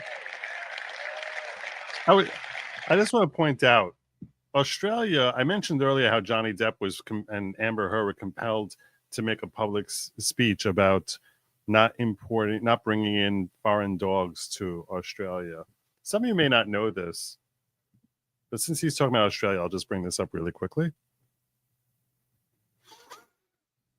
Apparently, Australia, I read in this book like 10, 15 years ago, how Australia became overrun with rabbits because somebody brought in, even though they're not native to Australia, somebody like 150 years ago brought in like 20 rabbits for like game hunting because he wanted to hunt rabbits and let them loose. And they started breeding and breeding and breeding until the country was basically overrun with rabbits so badly that they had to bring in another predatory animal to try and they had to import another predatory animal. It was devoured. They were devouring because there was no natural predator for rabbits there. So they've had biological problems when people decide to import animals. So I can understand why it is that they're very restrictive about what gets imported to Australia, because they don't have the same native predatory elements to help keep their ecosystem in balance, and things really got out of whack for them for decades. And I think to this day they even have some sort of problem. Someone who's watching Australia can better verify that for me. But and that all started with, I think, I don't know, less than a dozen pairs of rabbits. So I can understand why they're so protective. That being said, it's not like beef can reproduce. So when they're trying to keep beef out, kind of got to ask yourself, like, are you really being unfair? And China charges American rice farmers an overquota, it's called, a tariff rate of 65%. South Korea charges 50%. Actually, they charge different, from 50% to 513%. And Japan, our friend, charges us 700%. But that's because they don't want us selling rice and other thing. Who can blame them, Madam Secretary? Agriculture, great job you did on eggs, by the way. The egg prices came down 50%. You got them down 50% once we got involved. They were going through the sky. The egg prices, they were going through the sky. That makes sense. You did a fantastic job. Now we have lots of eggs, and they're much cheaper, down about 59% now, and they're going down further. We charge 2.8% for so many things that other countries are charging 200%, 300%, and 400% for. If imposing tariffs and protective barriers made nations poor, then every country on earth would be racing to eliminate these policies, and China would be the first on line. They run a very strong country, but they're not first in line, and the American people are paying a very big price from. So I really wanted to get to him talking about like what will happen when these countries start pulling back their tariffs. If one of you has some sort of timestamp on that, I'm already 33 minutes in. I mean, I started 20 minutes in. We've been watching it for like 10 minutes or so. I started it where he came out. But yeah, if one of you can give me a link and a timestamp as to where it is he starts talking about that, that would be really helpful, because I really want to move on to other parts of this and start breaking down some of my thoughts about this. But this has gotten very mixed reviews from the public and political spheres. Specifically, Speaker Mike Johnson, all in favor, saying President Trump has sent a clear message with Liberation Day. America will not be exploited by unfair trade practices anymore. These tariffs restore fair and reciprocal trade and level the playing field for American workers and innovators. The president understands that free trade only works when it's fair. Okay.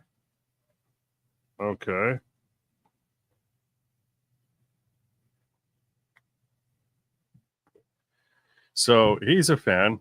Here's a breakdown of the different taxes, the different tariffs. I don't know if you can see that. Let me see if I can make this a little bit bigger. You can see here that EU is charging us 39%, China is 67%, EU 39%. And these are the numbers we're going to be charging them going forward, which they call the USA discounted reciprocal tariffs. that all of them are, I mean, every country here is just hitting us and hitting us and hitting us. Now, one of the countries on the list here is Israel, saying 33% tariff. We're going to hit them with a 17% tariff. The reason I'm highlighting Israel is because Israel came out yesterday and said they're going to get rid of their tariffs on us. And the question is, well, what are you going to do with them now? Are they still going to get hit with their 17% tariffs? Are you still giving that to them? They're not the only ones. Come back to that.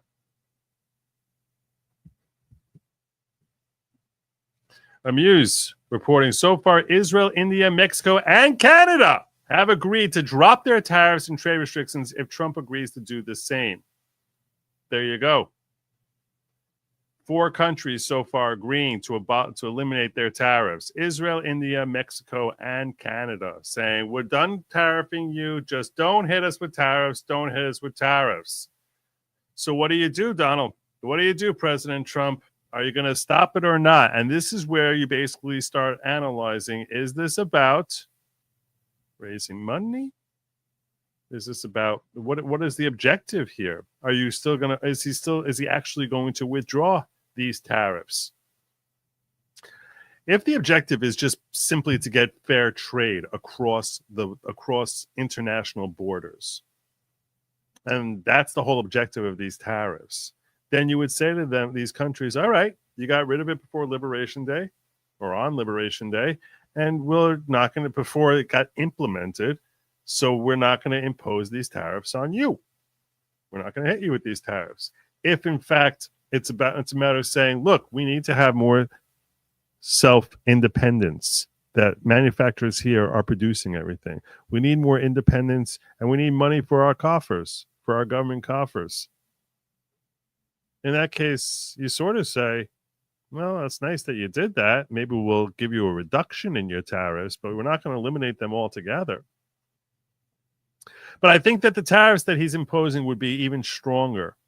If the objective is to get rid of these tariffs that our American exporters are facing, if that is the objective, to get rid of these tariffs, in that case, the way you expedite that is you basically say, okay, look, we're planning on, we want you to get rid of tariffs, get rid of your tariffs, and we'll get rid of ours. All right? So you tell these 4 countries here, all right, we won't hit you with tariffs. You got rid of yours, we'll get rid of ours. We're not going to hit you with them. But the way to get people to comply, get other nations to comply, is you say, know this, you have 24 hours, 48 hours to abolish your tariffs. But if these tariffs are still in place on April 5th, April 6th, then every week that we have these tariffs, we're going to consider that a week of tariffs beyond Liberation Day. Every week that there is tariffs, that you have tariffs on us, we're going to keep tariffs on you for a full month. So even when you decide, oh my God, this is too brutal for us to be dealing with U.S. tariffs, we're going to stop. If you stop now, we'll get rid of the tariffs when you stop. If you don't stop now, then we're going to impose a month-long tariff for every week past Liberation Day that you are tariffing our American exporters. And that way, you basically hold a financial gun to their heads. Make your decision. Make your decision. You really want to keep tariffing our exporters? Okay. But every week you do it, we're going to hit you with a month long of tariffs. You're going to be facing this. So you decide you want to wait 12 weeks. It's going to take you a year. Fine. 12 weeks to get rid of it. You're going to have 12 months of tariffs. You want to have 16 weeks, 18 weeks, 20 weeks, 20 months. Give them a month per week. And then if you want a reduction in that time parameter, you're going to have to subsidize our exporters. Subsidize them. 1%, 2%, 3%. Make them get subsidized by these foreign countries. That when they export to these foreign countries, that they get money paid to them by the foreign government. Make them pay. Make them pay hard. That's how you basically encourage them to reduce their tariffs as quickly as possible and recognize that this is folly to try and get into a trade war with the biggest commercial enterprise on the planet, i.e. the United States of America. That's how you do it. That's how you do it. And Trump knows this. If he chooses not to do this, this is telling me that this is largely about gaining revenue for the American government. And I can't argue with that either. If you can raise $1 trillion in tariffs, help us get closer to a balanced budget. Help us get that much closer to a balanced budget. Here's one guy breaking it down for you. Just a 2.5-minute video. Whatever you think of Trump, his economic plan makes complete sense. The US has 36 trillion in debt. In 2025, they will spend 6 trillion, but will only collect 4 trillion in revenue. So they need to borrow 2 trillion, and this will increase their debt to 38 trillion. Trump's economic plan is based on 3 levers. Number 1, cut expenses by 1 trillion, which is Doge, Elon Musk. He's targeting waste and fraud, like social security payments for people who are 150 years old. That is just fraud. 2, increasing revenue by 1 to 2 trillion through, number 1, tariffs. They will increase tariffs from 50 billion to 500 billion target. People will say, but other countries will retaliate. They will not be able to do it. The US is the biggest customer on earth. They consume 20 trillion every year. They are the biggest importer. They import 3 trillion every year. Plus, the current tariffs is actually not fair. Why should US cars entering Europe faces 10% tariffs, while the European cars entering the US just pay 2.5%? It's not fair. And because of the tariff changes, it now makes economic sense to build factories and businesses inside the US again. That means more jobs, means tax-paying businesses, and more foreign investment coming in. He will also increase revenue by deregulation. He will remove unnecessary regulations and rules, making it easier to do business, so business can grow faster, generate more tax revenues. He also make this gold card, which is offering lifetime US residency for 5 million. I think at least 1 or 2 million individuals globally can afford it. So if just 10% of them, if just 100,000 people buy this card, that's 1 trillion in incremental revenue. The third lever is he will reduce taxes. If he successfully cut 1 trillion in waste and expenses and add 1 to 2 trillion in revenue, the US will have a surplus. They will have more money than they want. So he will cut taxes. For individuals, anyone gaining more than 150K, he will make them pay 0 taxes. And on corporate taxes, he will go down from the current 21% to 15%, compared to the European average of 22%. France average is 25, I think, and Germany is 30. So at 15% corporate tax, the US will become one of the most business attractive countries on earth. Bottom line. I'll tell you, Ben, I've heard him say that before, but then he incorporated Israel on the list, and Israel announced yesterday that they're getting rid of their tariffs. So why would you be incorporating them? Maybe they haven't followed through yet. He wants to make sure they follow through. Perhaps. But I would imagine he would have said it, and he would have made a very definitive statement. He knows he's talking to the world, right? He knows he's talking to the world.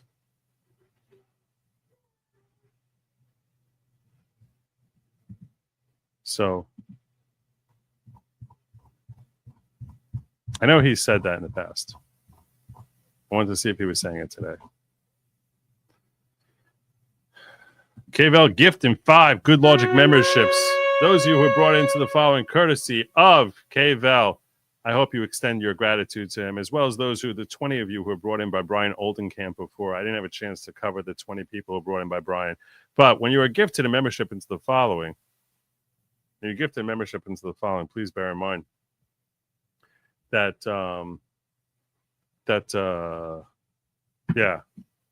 that's not just like a willy-nilly thing.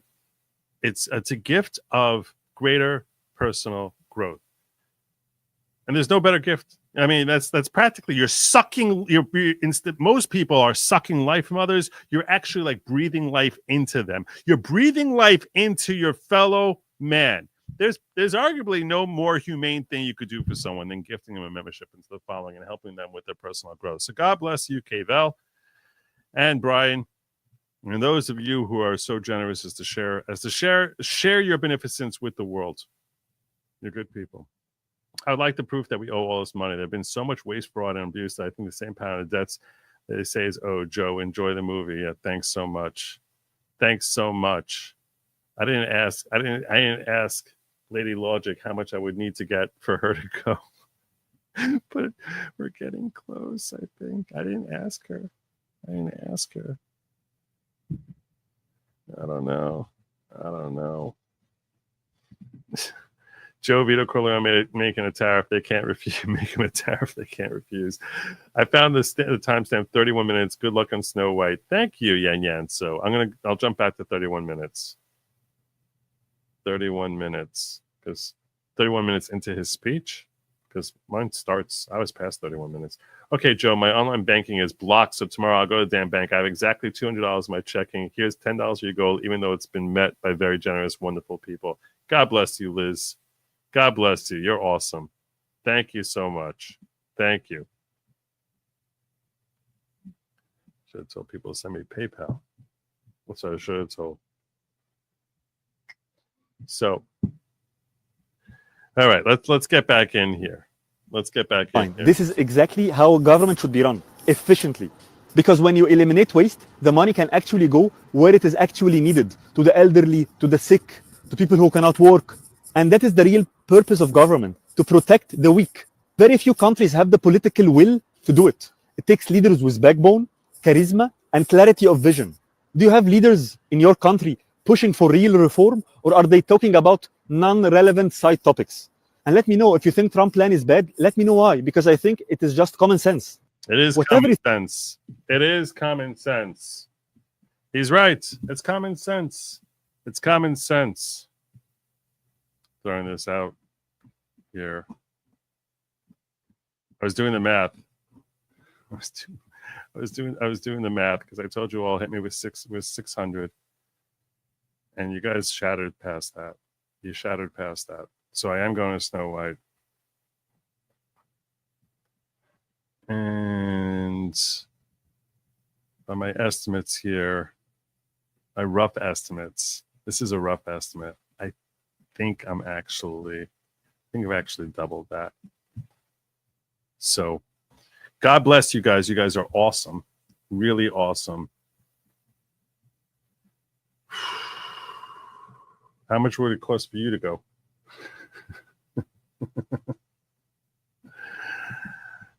She doesn't want to go.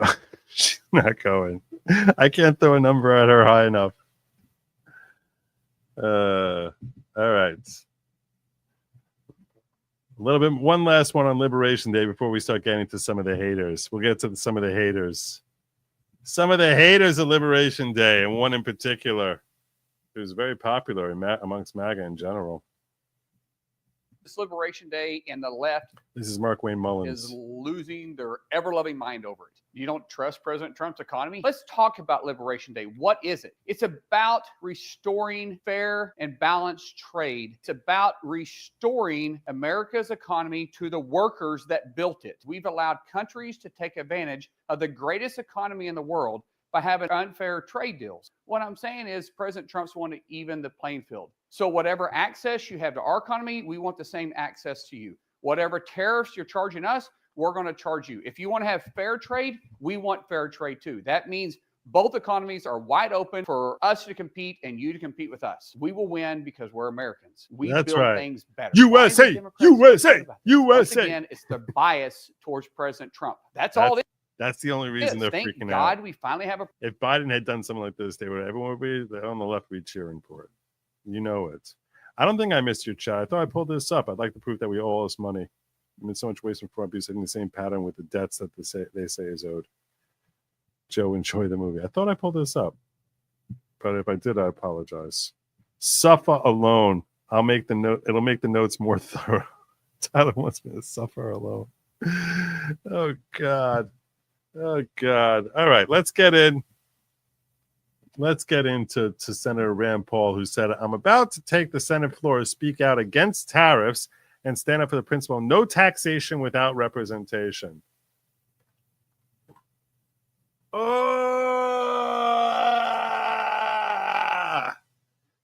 This is to remind you why it is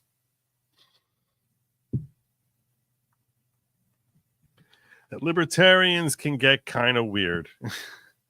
This is where libertarians can get kind of weird on you. This is a libertarian, probably a libertarian take. This is like woke libertarianism. All right, let's hear from Senator Rand Paul. I made it 4.5 minutes in before I started losing it. Let's hear from Senator Rand Paul. Emergency declared to impose duties on articles imported from Canada. Under the previous order, there are now 6 hours of debate equally divided on the joint resolution. Mr. President, The senator from Kentucky. Taxation without representation is tyranny. Taxation without representation is tyranny. Okay. Bellowed James Otis. In the days and weeks and years leading up to the American Revolution, this became the rallying cry of American patriots. No taxation without representation. The American patriots thought that a distant... By the way, same. I like Rand Paul. On this one, he's wrong. He's just flat out wrong. They have those theaters with dinner and dessert, and you lay a recliner, she can nap. Yeah. I don't think she's looking to nap in a theater of Snow White. Parliament in England, where they had no representation, had no right to tax them. This was the rallying cry, no taxation without representation. Our founding fathers believed so strongly in this, they embodied it in our Constitution. Our Constitution doesn't allow any one man or woman to raise taxes. It must be the body of Congress. Taxes on American people. Now, this wasn't new. This was part of maybe a 1,000-year tradition from Magna Carta on. In Magna Carta, it is stated, no taxation without the common council of the realm. We're not talking about taxing Americans. We're taxing everyone but America. This is not taxation without representation. That's when you're hitting your own people. The reason we were complaining about taxation without representation under King George III is because we were his colonies. We were his colonies. This is an argument to say you can never charge tariffs on anyone because, oh, well, they don't have representation in your governance. You can never charge tariffs on anyone. This is so backwards. This is so backwards from everything the founders stood for when they were saying taxation without representation. The point is we need to have representation if you're going to tax us when we are your subjects. We are stuck with you. We have no choice. We are forced under your thumb, King George. That's why we fought for independence. I agree with that, but the point is that that you can't tax us as your subjects without giving us representation in your parliament. That's what it is. If you wanted to import certain things, you had to import it from Great Britain. You couldn't import it from everywhere else. And then if you wanted to, so you need to consume certain products, you were forced to pay this stamp tax. They forced us to stamp various things, that imports that came in here, and then you pay for the stamp. That's not at all the same when you got someone in the Netherlands who's doesn't have to buy American products. I mean, come on. It's not a forced tax. It's a voluntary tax. You volunteer to pay for it. Taxation without representation is a problem when it's a forced tax. And it's also only a problem when it's your own subjects who you're taxing. Two massive flaws in his comparison of taxation without representation of the tariffs that Trump is implementing and trying to analogize it to what our founding fathers were dealing with in the 18th century. Even at that time, they were chafing at one man, the king, determining the taxes for the land. 100 years before our Revolutionary War, in the English Civil War, there was a debate over parliamentary supremacy versus supremacy of the king. They did not want to pay taxes that weren't approved by the Parliament. In 1683, the New York Charter on Liberties, the beginning charter for the colony of New York, stated no taxation without representation. After this English Civil War, the English Bill of Rights embodied no taxation without the consent of Parliament. This principle was long-standing. It was non-negotiable. This was what sparked the revolution. And yet today, this is so backward. So backward. How did our government get money? How did we get money back then? How did we get money? We didn't have income tax. How did we get money? Oh, as Cavell points out, the founding fathers had tariffs. The very people who were saying taxation without representation is tyranny had tariffs. So you're trying to basically go 3 steps beyond where they were coming from in extending what taxation beyond representation means, and then try and apply the same conclusions they had. This is such backward thinking by Rand Paul. Today we are here before the Senate because one person in our country wishes to raise taxes. Well, this is contrary to everything our country was founded upon. Wrong. Everything our country was founded on is we're going to raise money by having tariffs. Everything our country was founded on. I mean, come on. You're a smart guy, Rand. You're a smart guy, but this is ridiculous. It's ridiculous.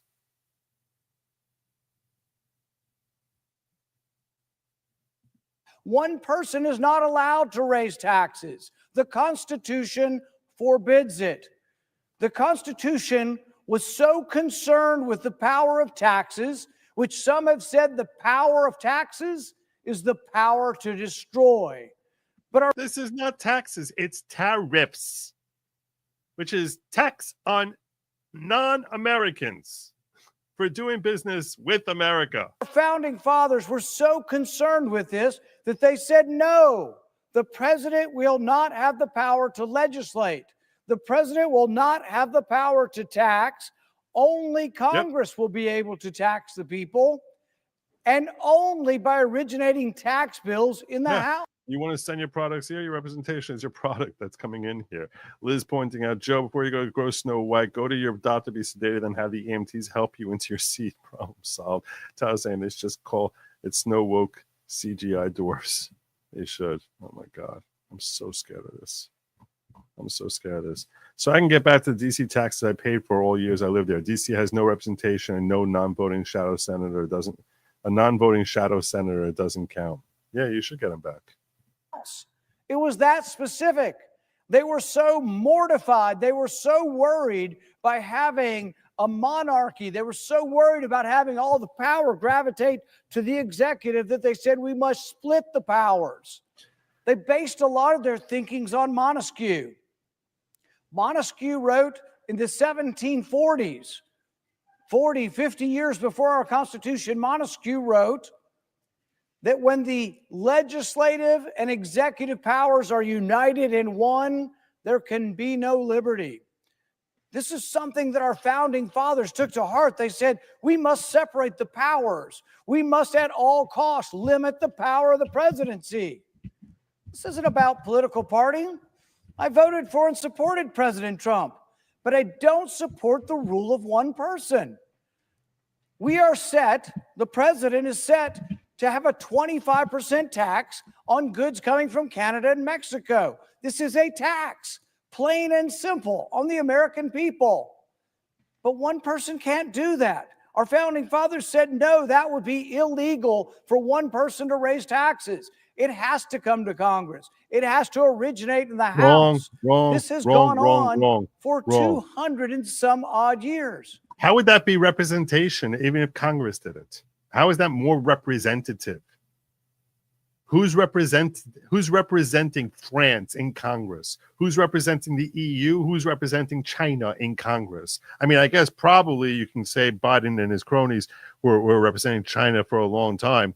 I guess you could say that. Who's representing Taiwan and Vietnam in Congress? Ridiculous. This is such a ridiculous take. It's so ridiculous. You can't simply declare an emergency and say, well, the constitutional republic was great, but gosh, we've got an emergency. Our times are dire. I agree with you on that. It's just that your conclusions here are so backwards because you're ignoring that this is something we've done forever, literally since we started. Literally since we started. I got two things I pulled up here on Grok. Two things that I want to share with you. One related to this, one related to a super chat I got, a Rumble rant I got. So the first one, I asked Grok, did the Founding Fathers impose tariffs? Only I wrote it as this because I want them to think that I'm British. Yes, the Founding Fathers of the United States did impose tariffs. Tariffs are once one of the earliest forms of revenue for the new federal government under the U.S. Constitution. After the Constitution was ratified in 1788, the first Congress passed 1789. It's one of the first major pieces of legislation enacted by the new government. One of the first pieces of legislation. Did they have representation? Those foreign countries that were selling goods here? Tariff was designed primarily to raise revenue for the federal government, which had limited means of taxation at the time, rather than to protect domestic industries, though that idea would grow later. It placed duties on imported goods like sugar, tea, coffee, and spirits, reflecting the economic needs and trade realities of the young nation. Alexander Hamilton, the first Secretary of the Treasury and key founding father, strongly supported tariffs as a way to fund the government. So in short, yes. The next thing I brought up here was related to a Rumble rant from Duck Fat, who said, Manana Island, commonly referred to as Rabbit Island, is a small island on the coast of Oahu, Hawaii. Rabbits introduced in the 1880s, eradicated 100 years later. Is this what you're referring to, Great Shore Break? No, it's not. I was referring to this. Did Australia once have a rabbit epidemic? Yes, Australia did experience what we would describe as a rabbit epidemic, though it's more commonly referred to as a rabbit plague or invasion. It began in 1859 when Thomas Austin, a wealthy settler in Victoria, released 24 European wild rabbits on his estate for hunting. Rabbits with no natural predators in Australia and a climate suited to year-round breeding multiplied rapidly. Within a decade, the population exploded. By the 1920s, it's estimated there were 10 billion rabbits across the continent. One of the fastest spreads of an introduced mammal ever recorded. Impact was devastating. Rabbits overgrazed native vegetation, caused widespread soil erosion, and outcompeted native species for food, contributing to the decline of plants and animals like the bilby. Farmers suffered massive crop pasture losses, and the ecological damage reshaped entire landscapes. Throughout the late 19th and 20th centuries, rabbit plagues hit various regions hard. Places like New South Wales, Victoria, and South Australia saw waves of destruction, especially after drought broke, and rabbit numbers surged, such as in the 1940s. Efforts to control them included fences, like the famous rabbit-proof fence in Western Australia, trapping and poisoning, limited success. Game changer came in 1950 with the release of myxomatosis virus, which slashed the rabbit population by about 95% initially. Later, in 1995, the calcium virus was introduced, further reducing numbers. But they adapted. The rabbits adapted, developing resistance to both viruses over time. Today, an estimated 150 to 200 million feral rabbits still roam Australia. So there you go. I knew I read it somewhere. The Supreme Court has repeatedly said there are no exemptions for emergency. There was no exemption for a pandemic. There is no exemption for emergencies. The taxation clause stands. It's an important part of the Constitution. Taxes must originate in the House. They must be voted on in Congress. No one man can raise taxes on the people.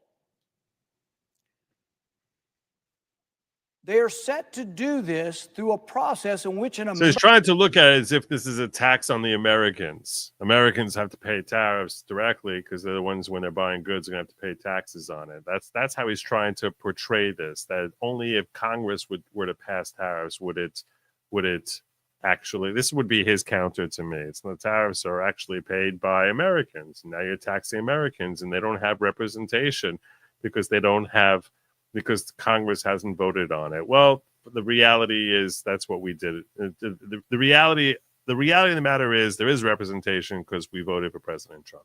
So there's the end of that. So to the extent Americans now have to pay a tariff, that we voted for Trump. So that's your representation right there. It can't be a foreign person who's putting it on tax on us. But we voted for Trump. 77 million of us said, yeah, we love you, Donald Trump.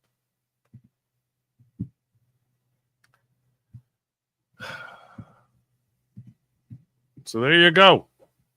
There you go. I think I covered everything I needed to cover. My clients ask me about tariffs, mostly calm down when I tell them it's something Canada and U.S. have used for trade with each other for 150 plus years. I asked an exporter, a guy, I'll tell you right now, there's a guy in my, there's a guy who actually comes to my synagogue who is certainly one of the more affluent people in my synagogue, who's an exporter. And I actually asked him, I think he does importing and exporting. I asked him if he was concerned about these tariffs and having an impact on his business. And he's like, no. He's like, it's probably just going to be better ultimately. So he's in the business and he knows what he's doing because he certainly, he does pretty well. He does pretty well. I can't tell you the future. I can't tell you what's going to happen. But the fact that 4 countries have already cratered to Trump, A, just makes him look so freaking based, and B, tells me that I think that this is probably a good move. It's probably a good move. I think he scared the bejesus out of the world, and for once, it's nice that America is doing that. And I think it's going to raise some money. So there you go. Am I going to have to pay more when I replace this mic? Probably. Probably will. We'll all have to eat it to some degree. That's okay. That's okay. In the long run, as long as it's financially helping America, so we pay here, we benefit other places. Don't worry about it. People don't think about the tax we have when we're running a deficit year by year. I'll tell you where that tax is. That tax is in that your dollars end up becoming worth less and less and less. And less and less. Where housing prices and prices of eggs and prices of gas and everything just starts skyrocketing because your dollar just doesn't buy as much as it used to. So, yeah, that's another tax that we face all the time, Rand Paul. Every one of us faces. So I'm okay with him doing, this is one form of tax. It's hopefully going to help balance out the other tax we have in the devaluation of the dollar. That's my thoughts, and I'm sticking to it. Them is my thoughts. So I disagree with you, Rand Paul. Make sure I didn't miss anything here. I'm doing a little round the horn thing. Checking out, I'm starting my diggers here. Elliot saying it's still a mystery who administered Jack Smith's oath in 2022 through a DOJ memo. Shows there was a do-over in 2023 after the general counsel with DOJ's JMD advised him to re-administer it. File in the drawer, who was a witness when Smith swore. Will Congress ask to see relevant records? Will DOJ release them? Okay. Judge Ho, he ruled this way, you know. He interprets leave of court in Rule 48A to have deliberately altered the common law rule under which a prosecutor could enter a null prosequi in his discretion without any action by the court. Since SCOTUS said in 1869 that it would take an act of Congress to circumscribe the executive's null prosequi power, could procedural rules from SCOTUS make this change? I'm not sure. You're asking me a question that I'm completely unfamiliar with, and I really feel a little uncomfortable answering that question without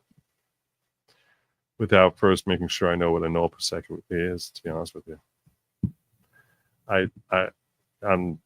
You're talking in an area that I don't have familiarity, so I can't really weigh in on that. Don't be afraid when you hear stranger danger, just move to another seat. All right. There you go.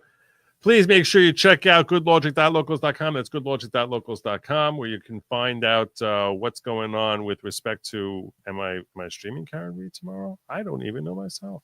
I don't know. It really depends. I didn't see much in the way of there being any sort of live coverage of the jury selection.